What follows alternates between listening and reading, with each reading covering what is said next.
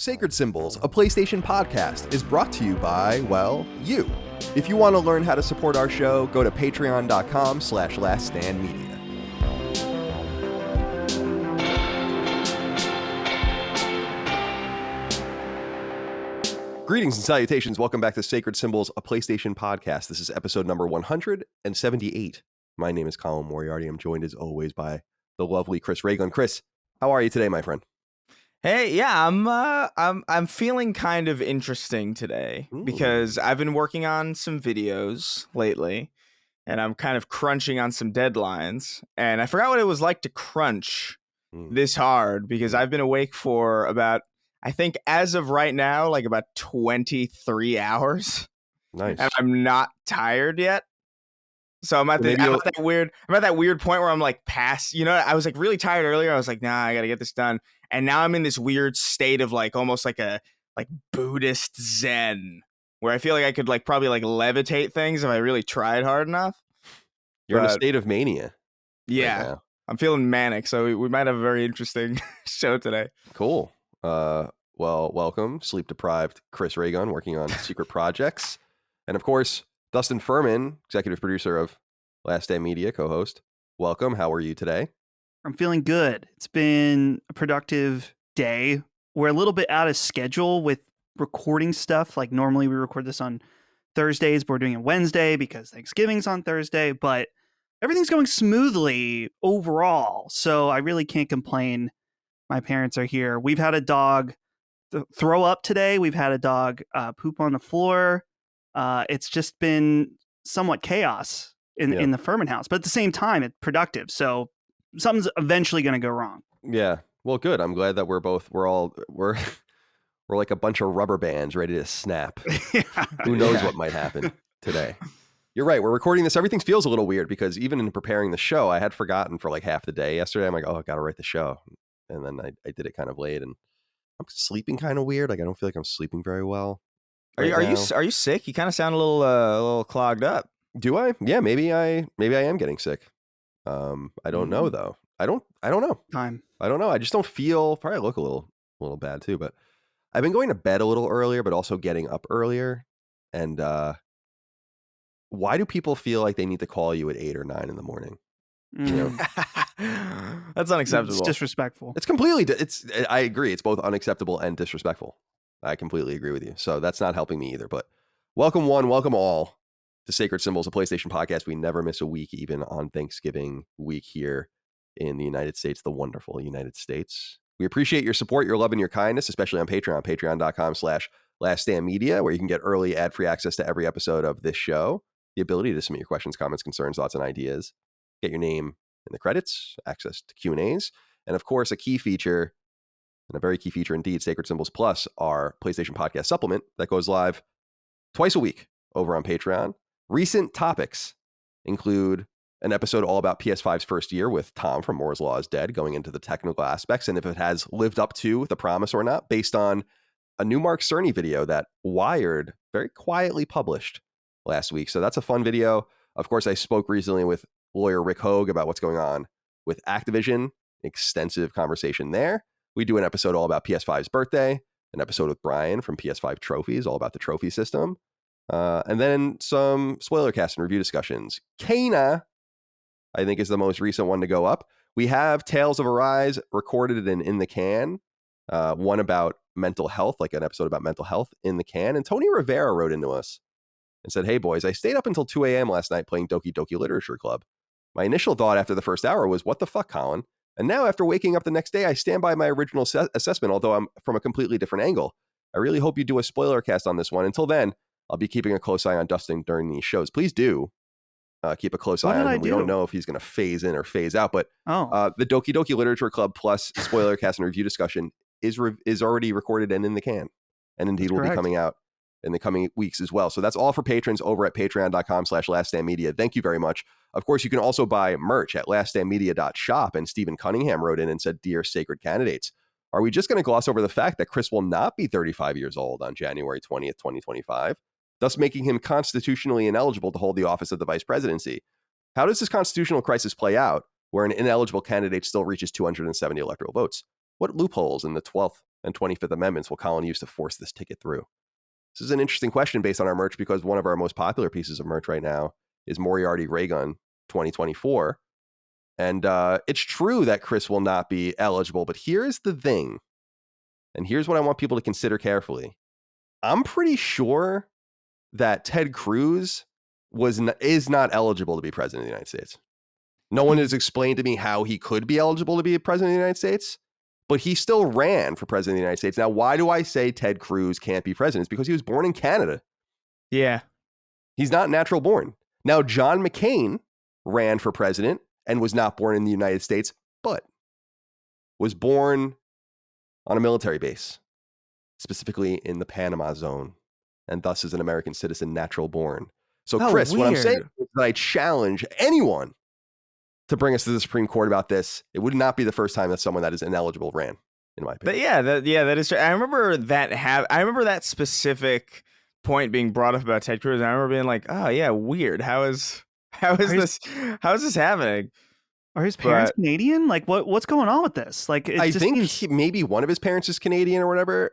It's just for people that don't know, in the United States, you have to be a natural born citizen in the United States to run for president. You cannot be an immigrant and run for president. Or be president. That's actually the key thing. Be president. And I think the thing with Ted Cruz, as I remember, was people saying like, oh, well, I guess we'll worry about that if it happens, worry about that later. Right. So Stephen, thank you for writing in, but worry not. I guarantee you this will be an extra constitutional presidential reign anyway, because I'm not going anywhere once I get in. And Chris will he'll just be one of many puppets. Yeah. Little my marionette hands far up everyone's ass as I rule the world. I don't like those kinds of puppets. I was hoping for like a little bit of like a marionette strings. Yeah, I want the little strings. They're a little bit more jovial. Fair enough. Fair enough. Now, guys, I have something sad that I want to relay to you, and it really is sad. I actually hadn't even talked to any of you guys about this, but a week ago I got a message on Patreon from a guy named Andy Genero, and I've actually talked to him before. I've talked to many a fan on Patreon, obviously, about just random things. And he had written in recently about like David Jaffe and all sorts of stuff, but then he wrote in, and here's what he had to say. He says, "Hi, Colin. Sorry to get right to the point, but my twin brother Randy was shot and killed last Saturday night at a bar with me sitting right by his side. I was reaching out to tell you that you were one of his favorite podcasters. Me and him both always loved your dry humor, and for whatever reason, you have a calming voice that has always been something me and him appreciated. I want you to know in this time of struggle for me, listening to all of Last Stand Media will be a small getaway from what my reality is. So I just wanted to offer a sincere thank you." And I talked to Andy a little bit back and forth. I actually got his home address. I'm going to be sending him something soon, but he sent me this this article from WPXI.com, I guess the local news there in Pennsylvania, and it says a man was shot and killed Saturday night inside a crowded Westmoreland County bar while his twin brother and their father was also there. The deadly shooting happened shortly after 9 p.m. at Woodpecker's Pub and Grub in Upper Borough near New Kensington in Pennsylvania. One shot hit 31-year-old Randy Genero in the chest, killing him. So wow. Just a terrible situation, something that hits our community close to home. And while it's funny, I think he would appreciate this, knowing that they appreciate the dry humor. It seemed fitting to go into a zany story directly into something serious. It seems like the tenor that they would appreciate. I promised Andy, his brother, that I would talk about this on the show. And I just wanted to let them know that I'm thinking of them. And it's very sad to hear. Gun violence is a tragic thing. Violence of any sort is a tragic thing. Yeah. I love our Second Amendment here in the United States, but there's no doubt that a lot of people are hurting because of just senseless violence. And so we want to wish the Genero family the very best indeed. Yeah. All right. Now let's get into some other topics of the discussion here. A few corrections, boys, I want to present. Jeremy S. wrote in and said, "Greetings, gentlemen and co. I have a correction. Last week you guys you guys were discussing League of Legends and that you didn't think it would ever come to console. It was mentioned when Riot released their mobile version of the game last year, League of Legends Wild Rift, that it would come to console eventually. Though this differs from the long-lasting or standing PC version, it is worth mentioning. Hopefully it gets a bit of a touch-up, as Wild Rift is a bit of a nerfed version of League, in my opinion. Thanks, and hope you guys soon fall into a wonderful food coma. Happy holiday. Thank you, Jeremy, for writing in. This is a good good input, specifically because the nerfed version of League of Legends reminds me a little bit of what Fear Access and 2K tried to do for a little while with Civilization on consoles. Remember where we got Civilization Revolution for a little while, and that was like all we could get.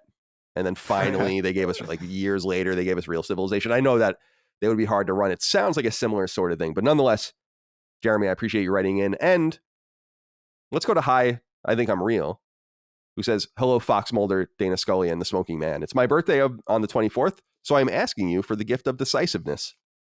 Happy birthday. I am trying to catch up on my PS4 backlog, and I am overwhelmed by options. Here are the games that are in front of me. Ghost of Tsushima, Horizon Zero Dawn, God of War, Bloodborne, and Persona 5. Were you in my situation? Where would you start? I am paralyzed by choice, and I need your wisdom, gentlemen. Thanks for all that you do. The truth is out there. I guess someone's a X-Files fan. Chris, Ghost of Tsushima, Horizon Zero Dawn, God of War, Bloodborne, Persona 5. These are the choices presented to Hi, I Think I'm Real. What should he go towards first? Man, that's like a big that's a big question. I think you kind of have to go for like what you think you would enjoy. Like what is your genre preference? Like, because I would say like the one that jumps out to me immediately, like if I had not played any of these games and I was looking back on my back catalog and I was looking like, hey, that's the one I got to jump into, I would say Ghost, but that's based on my enjoyment of that game already, you know what I mean? So I don't actually know what I would choose had I not already experienced how good Ghost was.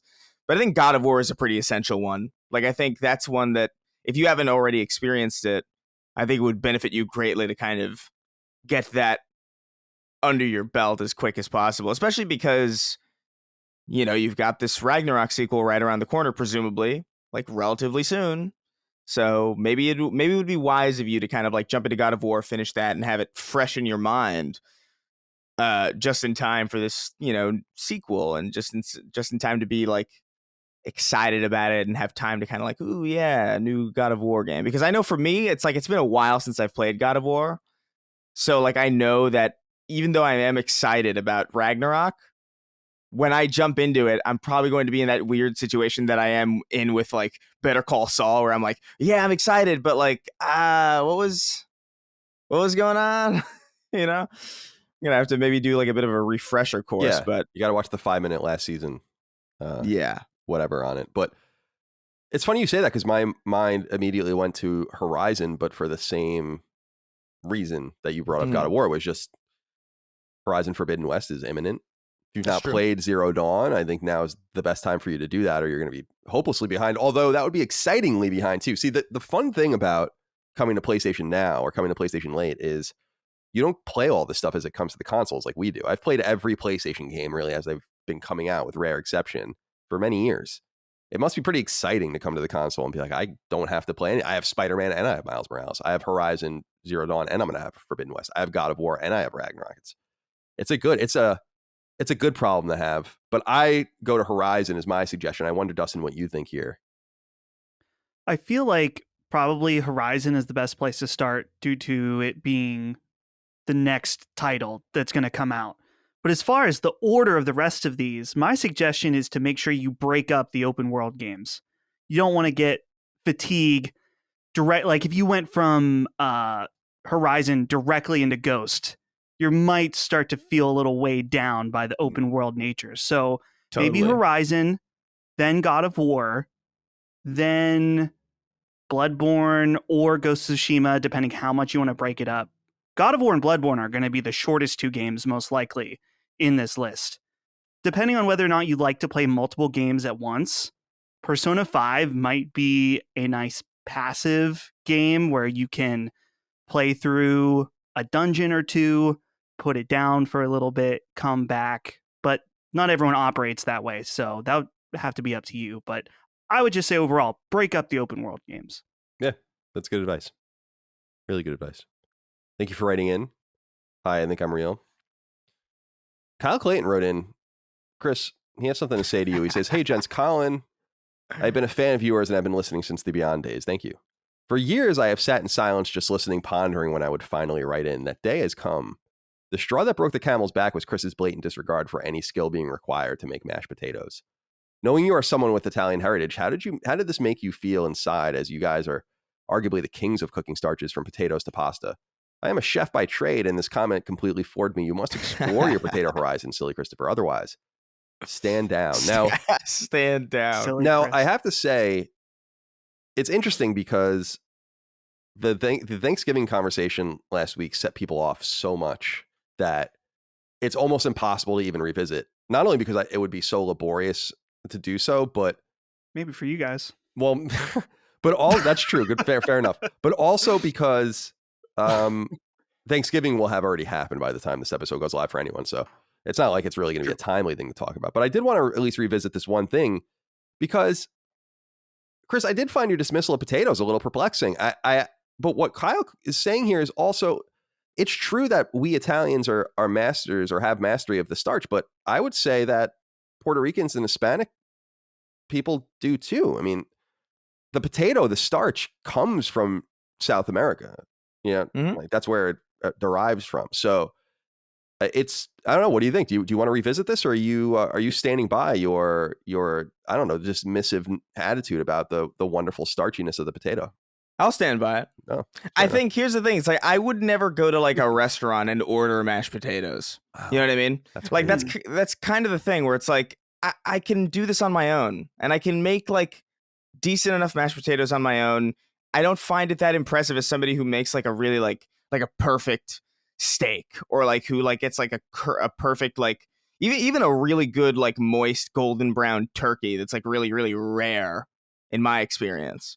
Like that to me is far more impressive than you mash a bunch of potatoes, and yeah, there's like ingredients, and yeah, there's like people have their own like formulas on how to like get a lot of taste and get the right texture out of it.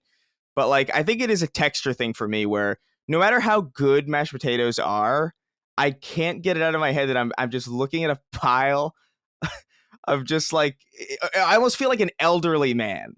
Like you just chewed my food for me, and now you got this steaming pile of pre-chewed potatoes in front of me, and I'm like, I don't know, like I can't. Something about it. It's the same thing with like many. I don't know, like things like applesauce, or like things like even certain like soups, where I'm like, I get it, I get it. It's good, but I'll eat this stuff when my teeth are gone, or like when I have no other option. But like I'm never going to choose mashed potatoes over like duck or like chicken parm or like Italian wedding soup. But why wouldn't you want mashed potatoes with your duck? I don't think they're necessarily all that complimentary in comparison to like other things I could get with them. I can get like a nice bouquet of like vegetables. I can get like maybe my side, right? Because it's I'm a Hispanic person. Our sides, rice and beans. Yeah. Oh, that is the quintessential side. And I've never, and maybe it's again, maybe it's the way that my family does it, but my family can make rice and beans that taste like astoundingly good. And just mashed potatoes, in addition to just like, again, my feeling about the texture of it. Like, I don't know. It's just never my preferred food at any Thanksgiving or any big meal. I'll be like, you know what? You guys can have it. More for the rest of you. You should be thanking me, since you love mashed potatoes so goddamn much. Not everyone needs to eat the same and enjoy the same things, but wanted to at least get a little ode to last week's divisive conversation into there. Dustin, do you have anything to add before we leave that in the dust for now?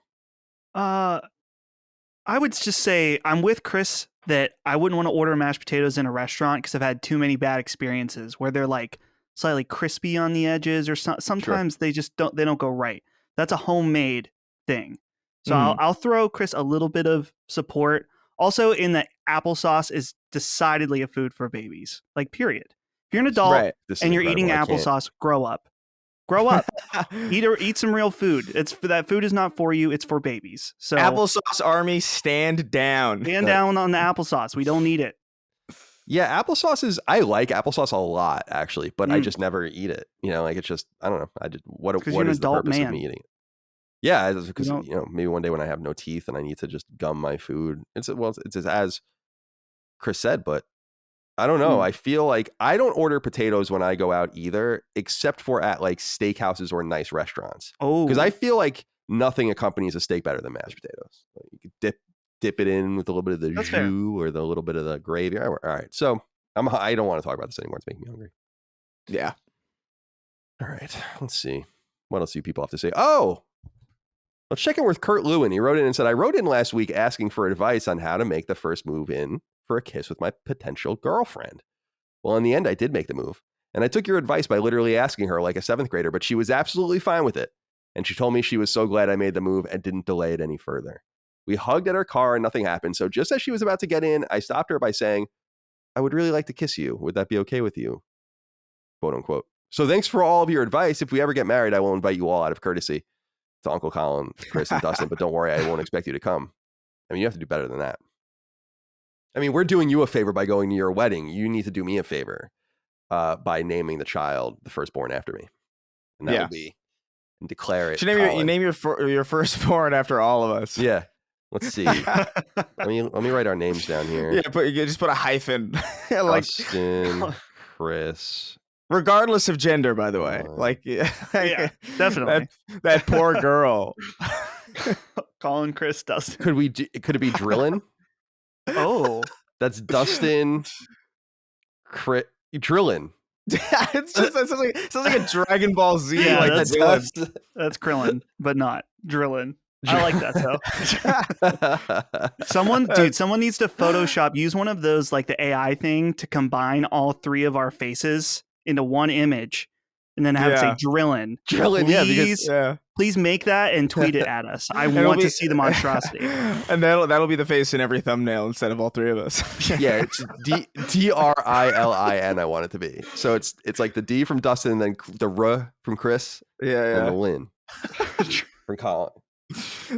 Drillin. Destroy this creature. Congratulations, Kirk. Glad that all happened for you. All right, so we've been talking about Activision and all of the stuff going on with them, with the state of California, with the federal government, now with the Wall Street Journal expose. I noted earlier that I did a sit-down conversation with a lawyer all about it, which I think is the best place for you to listen to a conversation about something so serious. We made that free, by the way, so that's for everyone on YouTube now. It was only for patrons for a little while. I say that because Axios is reporting, the website Axios, political website, is reporting on a lawsuit that you should pay attention to coming against PlayStation. Now, this is interesting because Hogue had said in our conversation that the companies should be loath to get involved in this because it is going to open themselves up to similar predicaments, let's say, internally, that's going to make them look stupid. And yet we've seen some forceful coming out from the different companies, even Nintendo, which doesn't have a huge relationship with Activision, but is saying stuff. But this suit, according to Axios, says, quote, a former IT security analyst at Sony PlayStation filed a lawsuit against the company in California on Monday, alleging gender discrimination and wrongful termination after speaking up about discrimination against females at the gaming giant. So it is worth noting that what is being alleged here by someone who seems to have worked at the San Mateo HQ in Northern California, place I've been many a time, she seems to have not experienced sexual harassment, thankfully, per se, and certainly not abuse, she doesn't allege, but rather that she wasn't promoted because she was a woman internally. And I actually read a little bit of the lawsuit. It's interesting because one of the attachments, one of the appendices of the lawsuit, so when you file a lawsuit, you can attach like an appendix or multiple appendices that you can cite, and then so people can see it as they're going through. And they cite all of this stuff from this organization that looks into women in the workplace in entertainment, and showing that Sony has like a real issue with representation. So it seems like this is a different kind of lawsuit. I don't think we have much to say about it right now. Chris, I want to throw it. Do you have anything you want to add about this particular story? No, honestly, like I haven't really like looked into this as much as I probably should have, like I don't want to speak out of turn about something I'm not really like fully read up on. Oh, I totally understand that. Yeah, this just happened, by the way, so you guys can go read about it. Happened the day before we are recording here. Yeah. I understand that. Dustin, anything you want to add?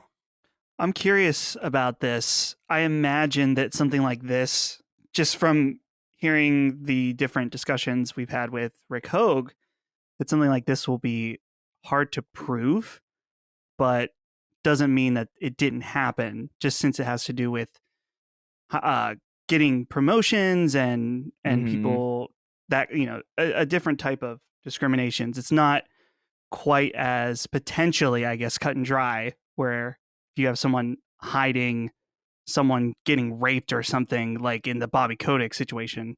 But who knows? It's something to keep an eye out for. And I'd be curious, maybe I wonder if has Hogue done a video on this yet? I don't think so. I'm sure he will. Dude, Hogue has been stretched fire. thin, I'll say. Yeah, he's been on fire totally. He was on a stream with 130,000 I saw that. concurrent viewers. Oh, whoa, really? Crazy. Yeah, during the Rittenhouse trial. He was on like every day with these, he got a lot of work from that, a lot of notoriety, not notoriety is a bad word, whatever. So it's like using the word infamous. But nonetheless, he's doing great work, and we're proud of him there. It's worth noting, and I think we'll hear more about this, is that this is a proposal for a class action suit. So what we're going to find out is if there are other women that feel like this particular woman feels like she was, or claims that she was fired for speaking out. Sony says that they just truncated her section of the company. She claims she's not even in that part of the company. So someone's lying. We'll see what happens here. And if the class action goes through, then there's going to be a period of discovery, and we're going to figure out a lot of interesting, or not, maybe not very interesting things about Sony. But I will say, people will look at this as a stand situation. I don't mean to be that way at all. Obviously, I think people know that I'm not that way about PlayStation, but I do want to reiterate in fairness that I've heard a lot of things about working at a lot of places in the industry, and I've not heard very much bad about working at Sony. Like, to be fair, we make fun of them. I make fun of their PR people. I'm not really fond of a lot of people that work there, but they seem to do right by their people. So we'll see what happens. Something to keep an eye out on. It seems like every few months, my friends at Manscaped send me something new in the mail. And each time I receive the product, I underestimate how much I'm going to like it. When will I ever learn? Probably never, but you're not stupid like me, you're smart. So you know that if you're looking for men's grooming items and gear, well, manscaped.com is the only place to go. And using the code SACRED at checkout nets you 20% off your order with free shipping. So about that aforementioned new item I got in the mail, there are two actually. On one hand, we have the ultra premium body wash, and on the other hand, we have the 2-in-1 shampoo and conditioner. Now, I'm a man of staunch tradition. I like what I like and I use what I use. But I'm not some fool that looks a gift horse in the mouth. So I brought these goods into the shower with me with an open mind and a sweaty body. Here's the rub, pardon the pun. These new Manscaped cleaning items, well, they're dope. They smell great, they work great, and their wonderful aroma lasts all day. The body wash lathers up on the shower poof very well, my friends, very well indeed. And that shampoo and conditioner mix, it has quickly replaced my go-to brand. This is a big deal for me. I'm not one to just rove through brands like some sort of maverick. No, that's far too cavalier for me. Yet that Manscaped threw me more items that I'll love and continue to use, I guess, shouldn't really be a surprise. They've already done it with their awesome Performance Package 3.0 and now 4.0, which includes their lawnmower, body buzzer, and more. They've got their weed whacker, nose and hair trimmer. They've got it all. You can buy this stuff a la carte or together in packages. And again, if you use the checkout code SACRED when you go to manscaped.com, you get 20% off and free shipping. It's truly that simple. Get clean, smell good, and stay shorn with my friends at Manscaped. Get 20% off and free shipping with the code SACRED at manscaped.com. That's 20% off with free shipping at manscaped.com using the checkout code SACRED. Clean up your nuts and make Santa proud this year with Manscaped. What else here? Let me go back to my doc. Oh, I wanted to read a letter from Greg Hommel, who wrote in and said, "Hello, humble keepers of the sacred symbols. I just finished Guardians of the Galaxy. And what a great surprise. It got me thinking about dialogue. There are some cool contextual conversations and quips that take place based on what you were doing. Thinking back to the Horizon Forbidden West gameplay presentation and the complex dialogue from Aloy, do you guys think this kind of context-sensitive dialogue will be an unexpected feature that helps define this generation? Is that something that helps to immerse you guys during a game? Thanks for all you do." I read this because they just put up a new blog post on PlayStation blog.playstation.com if you've never been, the official PlayStation blog, about Horizon Forbidden West, and it's all about how they're trying to make the world more believable with little things. Now, I'm not reading it. I'm not watching anything else about it, but the article exists, and Greg, I thought I'd point you in that direction because it seems to be very much what you're talking about. But Chris, do you think that he asks here, Greg asks, do you think that context-sensitive dialogue will be an unexpected feature that helps define this generation? I think we kind of saw, you know what, in my opinion, Chris, and I know we all love this game, so we can really share, I think this bond over it is the game that had the most contextual conversations that I've ever seen was Red Dead Redemption 2. And Yeah. that game, I think, really shone because of the attention to those details. Yeah, no, for sure. I think I wouldn't have even brought that up because it's been so long since I played Red Dead Redemption 2. But yeah, that was like a really standout thing about that game was just how well that game was able to hide a lot of the mundanity of like kind of like traveling and just kind of like, oh, you're sitting in a carriage, which is like authentic to the setting and authentic to the time period, but not all that interesting from a gameplay perspective. How do you make that fun, or how do you make that engaging? And yeah, you just have really interesting characters talking about very, relevant and interesting things while you're making your way to this place that's very, very far away. I don't know if it'll define this generation because, again, I don't know if that's really something that is unique to this generation, as we just literally gave an example of. Like Red Dead Redemption 2 is a PS4, Xbox One title. I don't think it's going to be a defining feature of this generation. I do think though it's going to be a bit of a point of detail that will be appreciated by a lot of players on the behalf of I think a lot of really talented studios would do well to kind of focus on this kind of thing, because I do think people appreciate and notice this kind of thing when it's done well, and when there is effort put into something that could have easily gone silent. You don't need these contextual conversations. I think Spider-Man did it very, very well as well. I just don't think it's like a feature of this generation. If anything, it's just a marker of that's a good studio. Yeah. And if anything, that can just be expanded and brought around to be more immersive, I guess. Dustin, do you agree? Yeah, I agree. The only thing I would just say is you have to just be careful with these context sensitive dialogue that it's not too much. I'm specifically thinking of maybe more so context sensitive voiceover, like in Biomutant. People were complaining about the voiceover being like way overbearing in that game. So it's just important to make sure to balance it out. I'm glad that Red Dead was brought up because I think that's one of definitely the best examples. But overall, I agree with everything Chris said. Okay, let's see here. I'm looking at my document. So many things on the document this week. Oh, yeah. I keep saying, like I'm so surprised by what's next, but I guess I am because I keep forgetting that I put things in here. Chrono Cross. We have to talk about this. So if people don't know what Chrono Cross is, it's a PS1 game. Came out in 2000 in the West. It was a late PS1 RPG from, at the time, we knew them as Squaresoft. And this was not really a sequel to Chrono Trigger, which was a very well-regarded late release SNES mid-90s role-playing game, as you guys know, but it was in the same universe, and it kind of obviously continued it in some way. It's actually more attached to a game called Radical Dreamers, which people can go look into. That was a Satellaview, like Super Famicom exclusive adventure game. Very weird stuff. Anyway, this game has kind of been a cult favorite for a long time. And you might recall, I have to take you guys on a little story or a little path here, because I think it was back in September that we had the NVIDIA GeForce Now leak.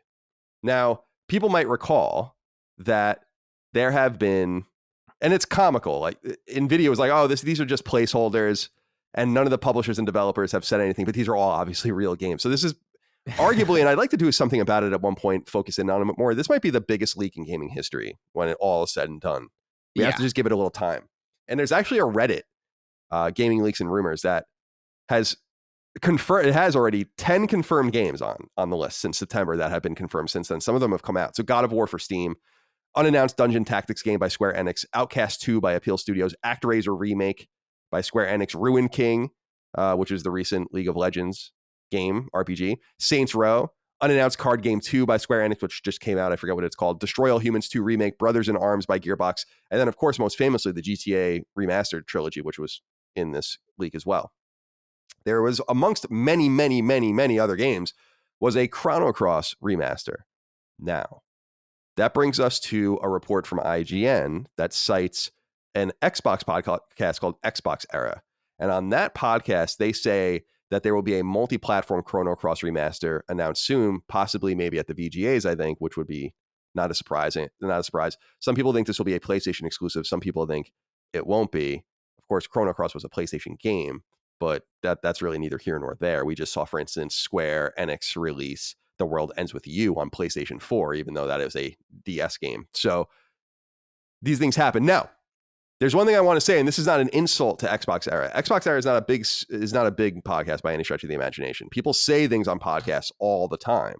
Mm-hmm. The reason I think this is interesting to bring up is because I feel like it is being laundered by big websites who know and need corroborative evidence that this game is coming, and this person is providing it, which is fine. That's the way it works. But in other words, I think that some people have learned about what's going on here, and they're comfortable reporting it based on like what they had needed was someone to talk about it on background. I know I'm trying to get people to talk on background to me all the time. So I want to say that I think this Chrono Cross remaster is coming. Now, Dustin, are you excited about this as our resident weeb? This, of course, this game reminds me, is a very nostalgic game for me. It reminds me of high school. Reminds me specifically of a good buddy of mine, Corey, who I used to really bond over Japanese role-playing games with at that time. Do you want to play this? I'm interested. I've never played the original Chrono Cross, so I don't know much about it other than, to my understanding, the battle system in this game is kind of weird. But it's an interesting choice to me if they're doing a full-blown remake, since I'm guessing a remaster would be pretty extensive to remaster a PS1 game like that. I wonder why they didn't choose Chrono Trigger instead. That seems like a much more obvious and marketable decision, is to do Chrono Trigger, since that's a much more fondly remembered game. Not that Chrono Cross isn't. There's plenty of fans for that game, but it's nowhere near Chrono Trigger. So no, Chrono Trigger is now, I don't agree, but it's widely considered one of the best, if not the best, Japanese role playing game ever. So right. I feel like that would just be way more exciting to do Chrono Trigger. Well, I think it has to happen. Like, here's my theory about this, because I've been seeing people note that its absence was conspicuous specifically on the SNES Classic, and where Final Fantasy 3/6 was on it, which is a wonderful game. I think a much better game than Chrono Trigger, but not as well considered and not as attached to that console as a game like Chrono Trigger was. And people looked at that and said, well, Square Enix was willing to deal with them, but they didn't give them the game we really wanted, indicating that maybe they have plans for it. People will recall that Chrono Trigger came to Nintendo DS. That was probably the best port of it that was available. There was a really shitty PS1 port that came out alongside, people will recall, Final Fantasy IV. They were put together. And I think I mentioned it on a recent podcast that it was horrible. It was like a horrible port of the game. I think Chrono Trigger is... let me put it a different way, because this maybe is not totally true with a company like Square Enix. I think they might realize that they can't fuck with Chrono Trigger. And maybe that entry isn't there because there's no reason to talk about it, because they're literally just going to release it as it is, as opposed to a game like Chrono Cross that really does need to be remastered to bring out. Chrono Trigger is beautiful by itself. It doesn't need any work at all done to it. And when they tried to bring it to a disc-based system in the late 90s, they fucked it up. So right. So I agree with you. It would be weird to release Chrono Cross without Chrono Trigger, but I kind of feel like they are going to release them both. And again, no disrespect to Xbox Era. It's what I understand is a wonderful podcast, but I feel like it's small. People say things all the time. These people that are writing about it know that this is coming. And I wonder if we'll see it at maybe the VGAs. Now, I wanted to say something else, boys. I meant to bring this up. Mm-hmm. I have, on what I would consider good authority, good details on the next BioShock game. And I want to share them with the audience, but I don't know. I'm working on getting information on background just to verify what I've heard. And I'm talking to people. So on a similar topic, if you know anything about the next BioShock game, you can reach out to me on Patreon if you'd like. I speak to people off the record and on background all the time. You're safe talking to me. We'd love to know more, because I think I know a lot about it. And I just want to make sure that we verify that. So very similar to what is happening with this situation, I have no corroborative evidence. And when I talk about it, you'll imagine that I do. So keep an eye out for that. Okay. Guys, I wanted to let you know, Bobby Kotick has let everyone know that he will be willing to leave Activision if he can't fix the problem over there. It's reported by Wall Street Journal. Chris, did you see that there was someone... I got to make sure that I have this right. Did you guys see this thing about the phone number? 1-800... The phone number? Yeah, all right. So... this is what it says at Kotaku. A California lawsuit earlier this year alleged sexual harassment, blah, blah, blah, blah. At least in one instance, that culture included an employee signing all of his work emails as 1-800-ALL-COCK. Did you guys see this story? Yeah. No. And apparently this happened for years until they fired this person. That he would literally for years just sign his emails to everyone as 1-800-ALL-COCK. So you can go read that story. But apparently, do we have anything else to say about this, Chris? 1-800-ALL-COCK? I don't know, man. I don't have anything to say about the phone number, but like I do think it's weird. Like it's just such a weird headline because it's like, yeah, you know, I'll leave if I can't fix the problem. But like it seems like the problem is you. Right? Like, I mean, like he admitted, like, it's not even like, again, this is not rumors. Like he's come out and said like, oh yeah, I deeply regret when I threatened to kill that woman. Like it's not just random shit. Like he's actually like, and I think even the email, I think there was like somebody at Activision who like wrote an email who like apologized about everything. And then like Bobby Kotick apologized for that email. He's like, you know, that was very tone deaf. Like that was a very tone deaf email. And then like he wrote it. So he just threw some woman under the bus. And it's just like, I don't know, like this is not something that like you can't fix this unless you leave kind of situation. So it's like, it's a very weird, I don't know what he's doing. I don't know if he's like buying time or whatever, but this is like a really bad time to be Activision. I don't think I've ever seen a worse. I mean, Activision has been through all sorts of things, and like, and I have my own qualms about like the way they've handled some of their studios, the way they folded the Crash Bandicoot team into Call of Duty, the way they just kind of absorb all of these studios into subservient roles at their bigger monolith production houses. I just feel like this is like the craziest story I think I've ever seen befall Activision. The fact that there is a genuine call that he made that was like, I'll kill you.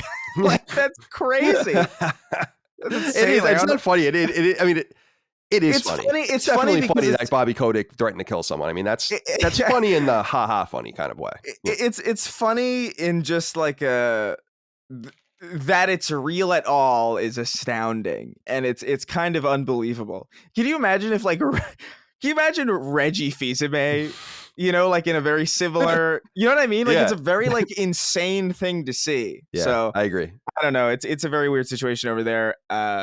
Hopefully they can get it together, but I don't see a situation. I don't see the situation unfolding in a way where Kotick stays. I think he just kind of has to. I think he's got to do something. He's got to. You're so rich. You're so rich. You're fine. Don't drag your company down with you just because you want to stay there. You know, like I think it's like really irresponsible what he's doing, even like for the people he's working with. You know, like if I was working alongside him, I'd be like, dude, what are you doing? Yeah, I mean, it shows how much power he has, and for sure. Yeah. Hogue had said, Dustin, that it could be that the only way they get him out is if the companies that they work with are literally like, he has to go. Because the board is so loyal to him and he is so powerful within Activision. He's been the CEO of Activision for 30 years. No one stays the CEO of a company for 30 years. That's an exhausting thing, first of all. Second of all, Kotick seems to be maybe a tyrant. You know, like we don't really know. All we know is that someone's signing their emails 1-800-ALL-COCK. So I guess that's what I want to ask you, Dustin. Are you going to start signing your emails 1-800-ALL-COCK? That was actually the main comment I wanted to make, is that signing your emails 1-800-ALL-COCK is hilarious amongst friends, no doubt. In a corporate setting, maybe not so good. I mean, could you imagine how detached from reality you have to be to think you can do something like that. But I Yeah. guess he was detached enough from reality to say, like, I got away with it for so long. Why wouldn't I keep doing it? So I'll text a friend. I'll be like, "Yo, what's up, dick meat," or something like that, or whatever. I mean, I made a joke to Maddie since he's previewing Halo. I said, I heard that the part where Master Chief whips out his dick is crazy, right? Like we can, that's different. But if you're signing, like if I, like we do, I'm thinking for our level, we email our ad people. Imagine if I signed an email 1-800-all-cock. Like, right. you just don't do that. Don't do it. It is hilarious, but don't do it. Look, also, listen, what are you doing signing your goddamn emails? Like, I've always had a problem with this, especially like in text messages. This used to be like a text thing where you could sign your text messages. I like, it's remember like, that. oh, this is my little signature on my text message. I know it's you. I have your number. Like, I'm not a goddamn idiot. Like, I know who I'm talking to. I hate this little, like, ooh, by the way. And because it's always like I'm reading the email, and then I think I have to read more because there's more, and then it's just this signature that's like, it's a waste. That was like a waste of a whole second and a half of my time, which I value very greatly. Yeah, no, you are a man who values his time. And I feel like, in my opinion, boys, the signature, because I just sign all my emails -Colin. Right. That's how I sign my emails. Now, even some people have a problem with that, but I'll say my dad still texts me to this day, love dad, at the end of his text. Like, because he doesn't use it to go back and forth. He just doesn't. I could try to engage my dad in a conversation. He's not going to do it. So it's usually like, hey, dad, and then he's like, oh, I got your call. Hope everything's going well. Love, dad. Like, I appreciate it, but you don't have to do it. Don't sign. So Dustin, please start signing all of your emails with 1-800-all-cock in the future. So we can sue you. Do. Fantastic. All right. Let's see what else is going on here. Oh, we don't have to talk about this. None of us know anything about this, but I did want to note Cricket 22 on PS4 and PS5 has been delayed, and there's drama around it. So Cricket, of course, is a game. I still don't really understand it, but it's big in places like Australia. It's big in India and places like UK and other places. And so there's an annualized game, much like there is for football and baseball and everything else. There's an annualized game for cricket that is well regarded by a studio called Big Ant. They put out a game every year. And they released this kind of vague statement on Twitter.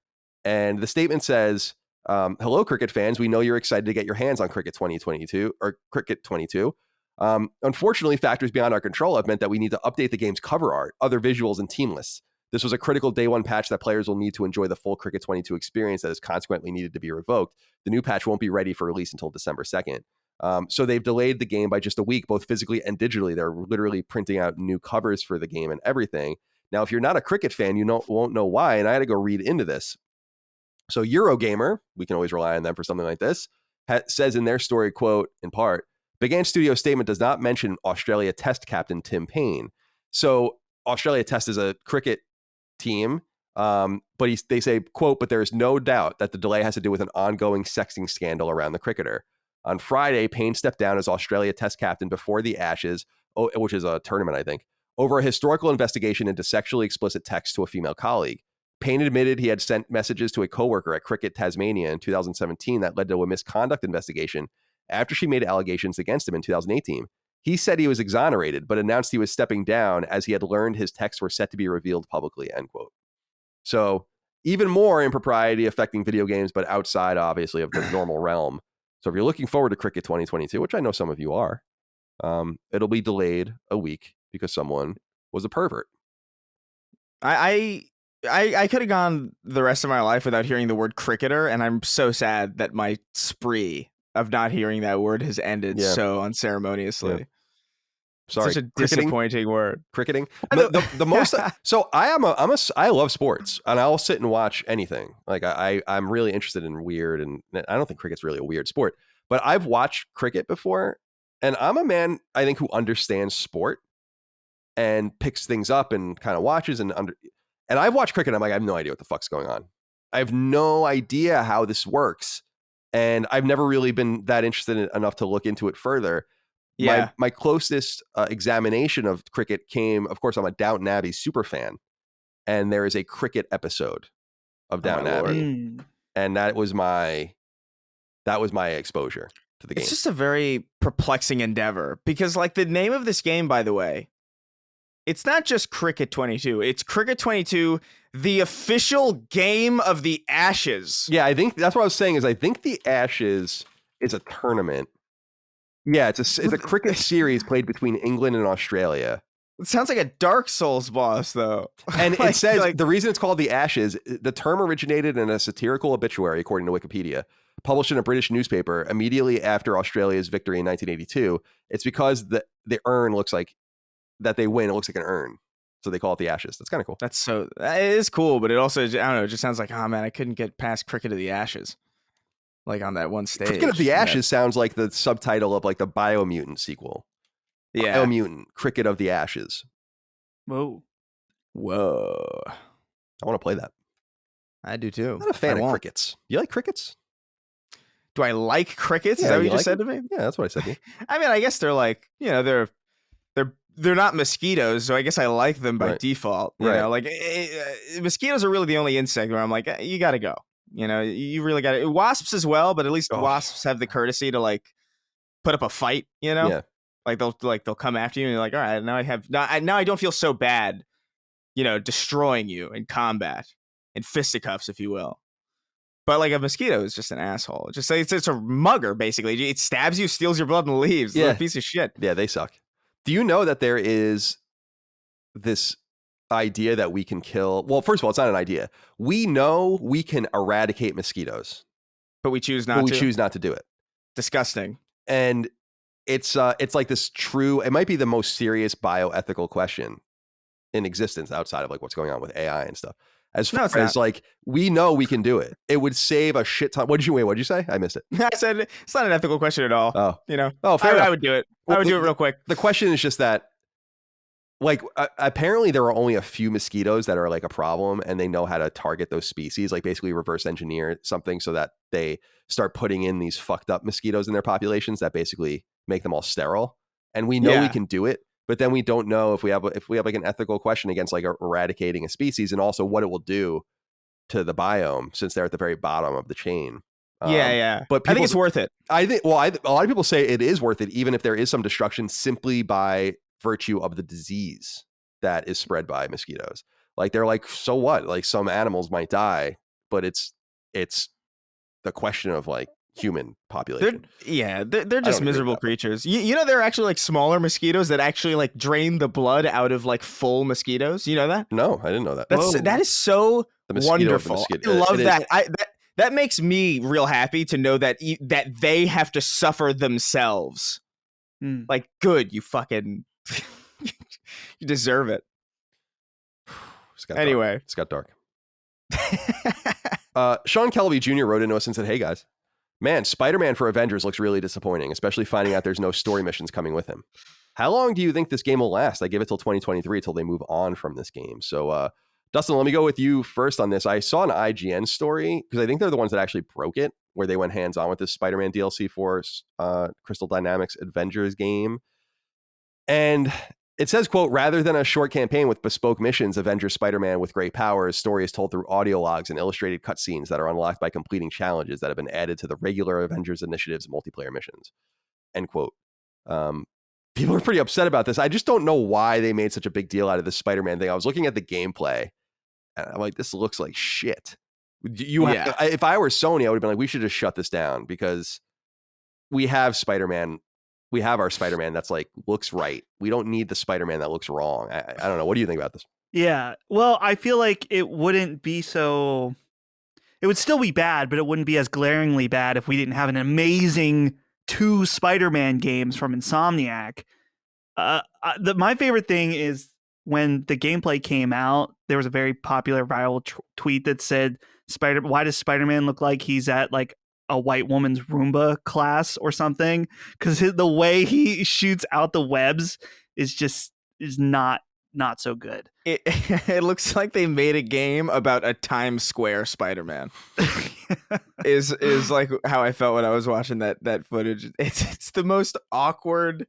Like his head is moving back and forth for no reason, and it looks like a dinky idiot, like just like harassing people with silly string. It's like the least compelling version of the character I think I've ever seen. And to be fair, like there was really no way that you were going to get something that was as free as like an Insomniac Spider-Man game in a game that has in a game that's built around the framework of like how the Avengers plays. Like you can't just have one character that like all of a sudden like can move super fast and like has free roam abilities. Like you were never going to get that smooth, perfect Spider-Man. But even so, man, like there's some choices there that I can't understand how nobody was like maybe redo the animation on this. Like this looks real not good. And I do think a big reason why this is as lackluster as it is because this is a console exclusive thing. So I feel like on their side, they're probably like, well, it's just like one, like half, like the majority of players presumably probably aren't even going to play this content, or even because like this is a multi-platform game. This is on PC, this is on Xbox, and here's this one character that's exclusive for PlayStation. We're not going to put a single player campaign in for this character. It's just going to be experienced by like a third of the population. You know, like why would we do that? Which I don't even think is like necessarily the right way to go. I'm not saying this like a justifiable thought process, but there's no doubt like that's part of it, because we had a Hawkeye expansion or something for the Avengers, and Hawkeye sucks. We got a TV show about Hawkeye now. I think it's out today. God. Yeah, Jesus. He's the guy with the bow and arrow, right? Like that's him. He is. Yeah. I remember playing as him in like some arcade game back in the day. I don't know what it was. Was it X-Men? No, that can't be. That can't be right. Okay, I wanted to just say this about this deal before we move on, because people have really beaten the shit out of this game. I think everyone gets it. This is a good example of why you just don't make deals ahead of time for marketing and content when you really don't know what the game is. Because Sony didn't need this. No one cares about this. And this is like some sort of contractual obligation. It is a little questionable why they were let off the hook for it. I think the thing is that people were just promised this before the game even came out, as I recall.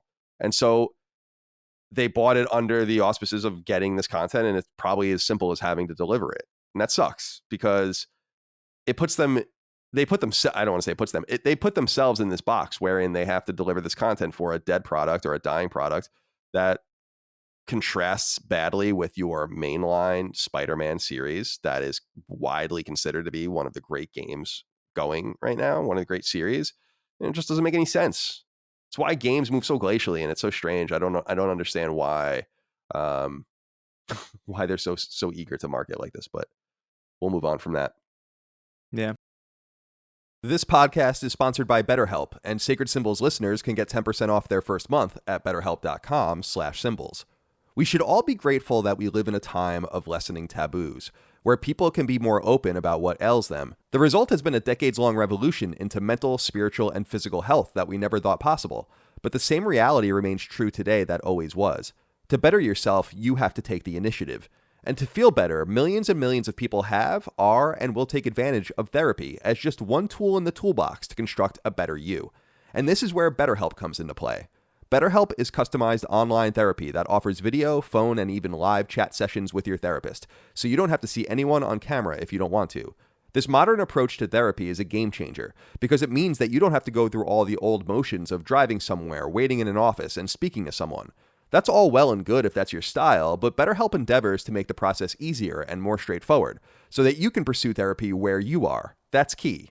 Whether on the phone or via video, or even over text or chat, therapy remains as useful as ever to those that go into it with an open mind and want to improve. And I believe BetterHelp can help you improve, equipping you with tools to combat motivational issues, depression and anxiety, problems at work or in relationships, and so much more. There's someone ready to speak with you ASAP. Once you sign up, you'll be communicating with your therapist in 48 hours. You are your greatest asset, so take good care of yourself and tend to what ails you with BetterHelp. Again, go to betterhelp.com/symbols and get 10% off your first month of therapy sessions. That's betterhelp.com/SYMBOLS. For online therapy that meets you where you are. In order to tackle the problems specific to your life, head to betterhelp.com/symbols.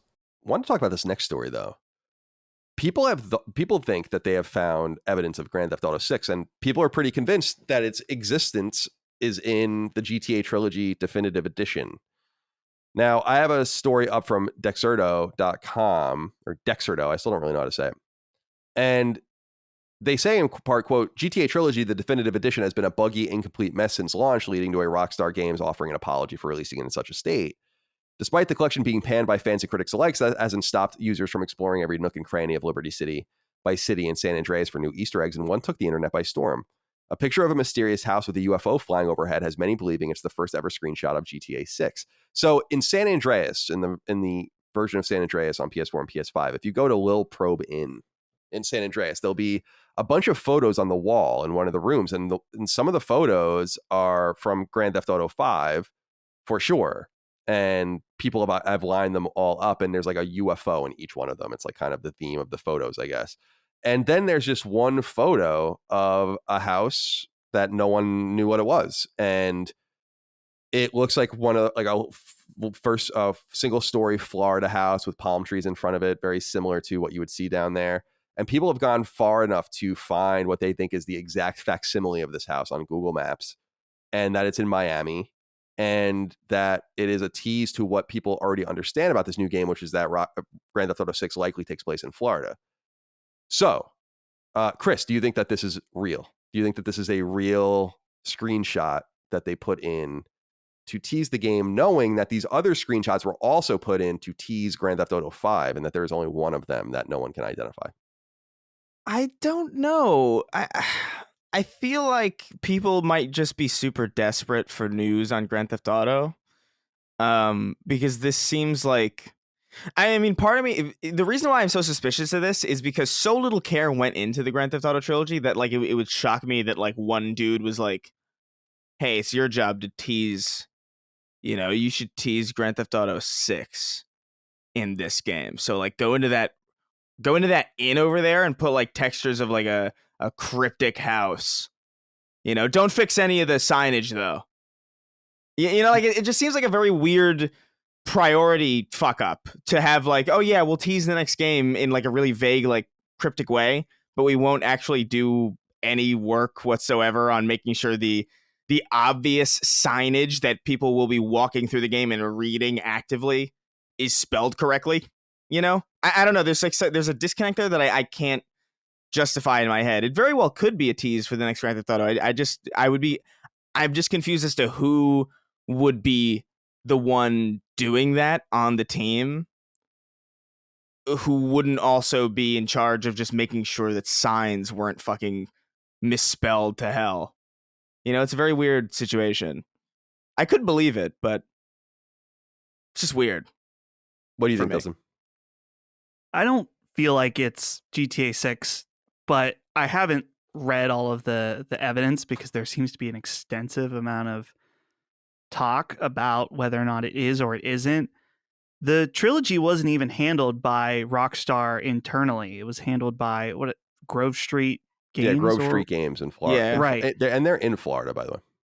Oh, yeah. So I don't know how secretive Rockstar is, but it's to my understanding that we know they're an extremely secretive company because a lot of their stuff doesn't really leak, and their stuff is worked on for years and years and years. And so part of me feels like unless someone from Rockstar specifically said, let's put this one little image in, that Grove Street Games knows nothing about GTA 6.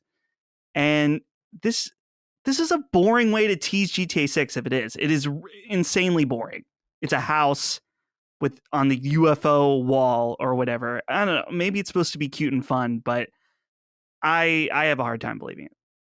Yeah. I'm going to jump forward, not unprecedented, but rare move to read a news item now, just to bring it in because I think it'll help with my answer. I'm going all the way to number 10 in our news items. Oh. And it says, during last week's show, we focused a great deal on the beleaguered Grand Theft Auto, the Trilogy Definitive Edition, and so it's only fair that we supply you with an update, which unfortunately went live right after the last episode was published. The long and short is, Rockstar has acknowledged the ridiculous condition the trilogy is in. Quote, firstly, we want to sincerely apologize to everyone who has encountered issues playing these games, end quote. A blog post from the publisher reads. It continues, quote, the Grand Theft Auto series and the games that make up this iconic trilogy are as special to us as we know they are to fans around the world. The updated version of these classic games did not launch in a state that meets our own standards of quality or the standards our fans have come to expect. We have ongoing plans to address the technical issues and to improve each game going forward. With each planned update, the games will reach the level of quality that they deserve to be, end quote. Since then, a major title update for the game has gone live that begins the enormous job of fixing these botched ports, which many have noted come from the Florida-based studio Grove Street. A small port studio, Grove Street has worked with Rockstar extensively for the last decade, porting GTA 3, Vice City, and San Andreas to iOS and Android in 2011, 2012, and 2013, respectively. Those 3 games, of course, originally came to PS2 in 2001, 2002, and 2004, respectively. Grove Street also ported Max Payne to mobile in 2012 and GTA Chinatown Wars in 2014 and Bully in 2016. The reason I wanted to go to this news story right now and just get it out of the way, I guess, is not only because we're talking about Grand Theft Auto more extensively than I had anticipated, but also because I think it answers why Grove Street might have access to this, is because they have worked with Rockstar forever. It wouldn't surprise me at all if Grove Street knew about the game, because they have been in Rockstar's pocket for a long time, and apparently they're a very small team, like fewer than 10 people. Now, I don't know if they scaled up for this particular console release, but I guess going through the trouble of making an update in San Andreas to tease Grand Theft Auto 5 is already doing work that is not necessary. And so all they would then need is one screenshot to tease the new game. My personal take is I do think it is real. And we'll see what happens from there. But Grove Street, it's interesting because I was reading about them after these ports. I didn't know very much about them. They do a lot of work. They've worked on a lot of games. They're pretty well regarded. They're in Gainesville, Florida. And so there's not many studios down there. So I think they just get a specific kind of talent. And Rockstar likes them. So we'll see. Another story to keep an eye on. But the bigger story here, of course, is just watching them fix those games. All right. Yeah. Oh, by the way, I also wanted to bring up, longtime PlayStation fans will remember that sometimes games are accidentally teased as a joke or something like that too, and then not taken out.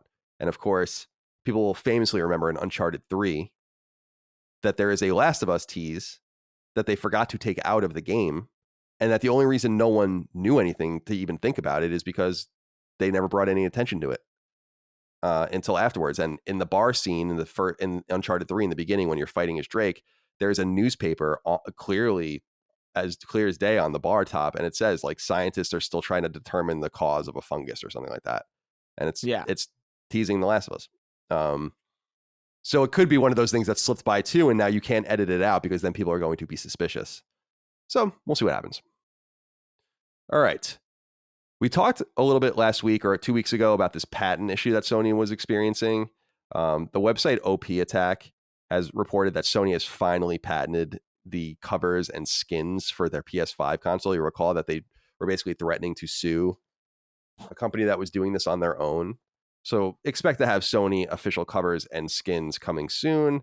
This, of course, doesn't inoculate them from D-Brand doing what they want, because when you get to an item first, you can't be subsequently removed from the patent or removed from the trademark. It simply means others can't utilize it. So D-Brand is like permanently ensconced as long as they want to keep making these things, which is funny, man. And that was a major legal oversight on Sony's part. I also wanted to ask you, Chris, and I'll throw this one over to you first. It seems like, according to Video Games Chronicle, Gotham Knights is not the only game WB Games Montreal is working on. They're working on something else, according to the CV of an artist there, a senior artist. What do you think this game might be? Do you think it's a DC game, or do you think it's something else? And what would you like it to be? Man, I don't know. I feel weird about this series because I really loved Arkham Asylum like a lot, and I liked Arkham City. Arkham Knight was fine. I think it's a series that actually got like kind of progressively weaker as it went along. I know that's like a controversial. I know a lot of people love Arkham City, and I like it, but I do feel like Asylum was like this really like fantastic exercise in like single player action, combat, and like just like the way that game was designed is like really special in my opinion in comparison to the later entries in the series. So like as this kind of like Gotham Knights Batman kind of game series has lingered on, I find myself being less and less interested, and this is the one that without a doubt I have the least interest in. I don't know. I'm definitely more interested in Rocksteady's Suicide Squad game Probably in no small part due to the James Gunn's really, really solid Suicide Squad movie. I have no doubt that that's probably a reason why it might be a little bit more favorable to me. But I don't know what this other game could be. It seems like I get the feeling in my gut that this is like a stretched thin situation, and you don't want people working on multiple projects like this, especially when this particular game feels like it's been in a really weird development situation. Well, they haven't put out a game since 2013. So I think that's why everyone's confused. Like, they didn't put out a game all of last generation. Their last game was Arkham Origins, and that's a PlayStation 3 game. So So I don't know. I don't know if I want it to be anything. Like, I don't know if I am really all that interested in what this studio is doing. They don't necessarily speak to me. I'm not interested in DC. I'm not really interested in all that many Warner Brothers properties either.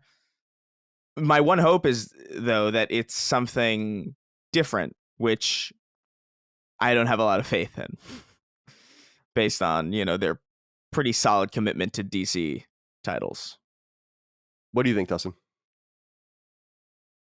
It wouldn't be unprecedented for them to work on something that isn't DC related. Looking at their Wikipedia, they worked on a Lego game for iPhone and a game called Cartoon Universe, which was a web-only game. Those were back in 2013. But everything else has been DC related. I don't know. I wonder, they did those ports of Batman Arkham Asylum and Arkham City for PS4, but I don't know if that would stop them from maybe doing a remake of one of those games. That could be possible. I don't really know if it's necessary. An Arkham Asylum remake would be kind of cool, I think. Yeah. I think that's an Unreal 3 game.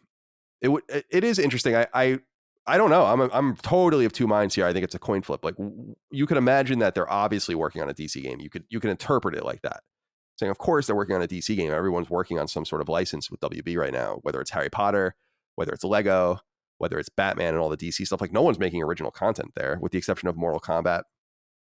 A few other things coming out of that publishing unit. But the other side of me is like, aren't they desperate to do something else? And haven't they been doing and working on something else?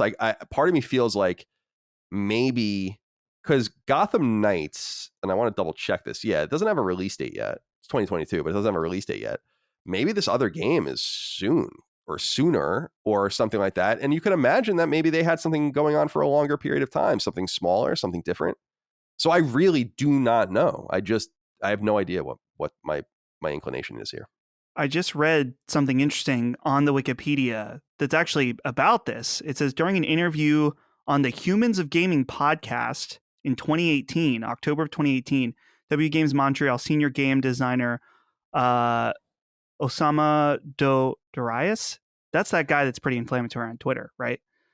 Confirmed that 2 DC comic-based video games are currently in development at the studio. So that's there you go. seemingly Maybe that's what the it is. answer. Yeah, there you go. Exciting. We'll see what happens. Yeah. And finally, I just wanted to bring this up. This is just a small piece from gamesindustry.biz, but it says Atari invests in Anstream may buy MobyGames. So the long and the short of it is that Atari is kind of getting back in the console space. And as part of these various investments they're making, they have some sort of option to exercise by March of next year to spend $1.5 million to buy MobyGames. And the reason I bring that up is because MobyGames.com is a wonderful what would be IDBM, Internet Database, movie, IMDb, right? IMDb. I never say that out loud. And it's like that for video games. And it's a site that I cite all the time, I look at it every week for the show. It's a really wonderful thing that a lot of hardcore gamers should familiarize themselves with, because it's a really cool way to see what everyone's worked on and follow their various lineages and family trees, as it were, to the various games they worked. So it's cool to see that that we might have a buyer here that cares about it. And I just wanted to give them a shout out for that. I think that's really cool. Yeah. All right, let's get into the games we're playing. And Chris, we'll start with you. Yeah, so obviously still playing Halo Infinite, but I've been streaming it quite a bit. I actually just did a really long Defining Duke Ultimate episode with Cog and Maddie, kind of going over my general thoughts, like my overall criticisms, my likes, and if you want a more in-depth conversation, you can go and check that out. It was a good show, I think. But long and short of it, I think it's really solid. I think this is like the most fun I've had in a very, very long time with this series. But there are pretty serious things that need to be addressed, none of which have to do with the gameplay, thank God. It's all just external stuff like the monetization and the progression system and just the state of custom games. But all in all, I'm having a really, really, really fun time every time I jump onto it. It's a really refreshing time for Xbox, I think, to just kind of have like a slew of, between Forza and, in my opinion, Psychonauts, which is I thought was fantastic, and between Forza, Psychonauts, and this, I think this is Xbox's strongest year in a long, long, long, long time. I agree. How can you deny it? I mean, I think you have to go back. Yeah. In my opinion, you have to go back to 2007 or 2008 to have a year where you have like, because it was like 2007 was like BioShock, Mass Effect, Gears was Gears was 2006. No, Halo 3 was 2007. Right. So, but it was that's an amazing. That's an amazing year when you think about it. Yeah. Orange Box as well that year. Yeah. Portal. Oh my God. The original Assassin's Creed, which, fair enough, that wasn't like an exclusive, but that was like an impressive year to be on that platform. And I feel like this is one of those years where, like, I feel like this is going to be one of those years where people look back, especially on that side of the ecosystem, on that platform. We'll probably look back at 2021 as like a really, really, really solid year. But I have a lot of criticisms. I don't want to get too deep into it here, but I would recommend you guys watch the Defining Duke Ultimate episode I did with Cog and Maddie, because we get really into the weeds on that stuff and get really hyper specific. But yeah, please do. It's really good. I would recommend trying it if you can, because it's really solid, like really good arena shooter shit. Dustin, we'll move over to you now. I know you're also playing Halo Infinite, so you can talk about that first, and then there's others as well. So take it how you will. Yeah, Halo Infinite's doing their first event this week, which is cool. I'm a little annoyed because in order to get this really awesome samurai armor, you have to play the Fiesta mode, which is random guns for everybody all the time. Yeah. And it's fun at first, but I'm trying to do all these challenges and I'm just sick of playing Fiesta mode because it's usually just ends up people picking up power weapons off the ground and getting hit with a gravity hammer over and over. So it's a little annoying, but it's okay. I'm glad they're doing something different already. They're already kind of pumping out some weekly stuff, and so that's cool. Other than that, though, I checked out the Kid Amnesia, the Radiohead experience. I don't really know what it is, honestly. This is actually probably the definition of a walking simulator, because that's all you can do is walk around in it. And it's cool. It's like probably will take you about an hour to walk around, and it's almost like going through a museum, which I believe it's actually technically called the Kid Amnesia exhibition. And so you walk through this weird, messed up museum thing, and there's different elements of Radiohead songs from both Kid A and Amnesiac. Where's it? Is it Kid Amnesia or is it Kid Amnesiac? What's the name? Isn't the album called Amnesiac? Amnesiac is the album after Kid A. Right. So I think it was I don't know if it's called Kid A Amnesiac or Kid Amnesiac. It's called Kid A. Well, I don't know. Technically, you could call it Kid A Amnesia, or it's Kid Amnesia.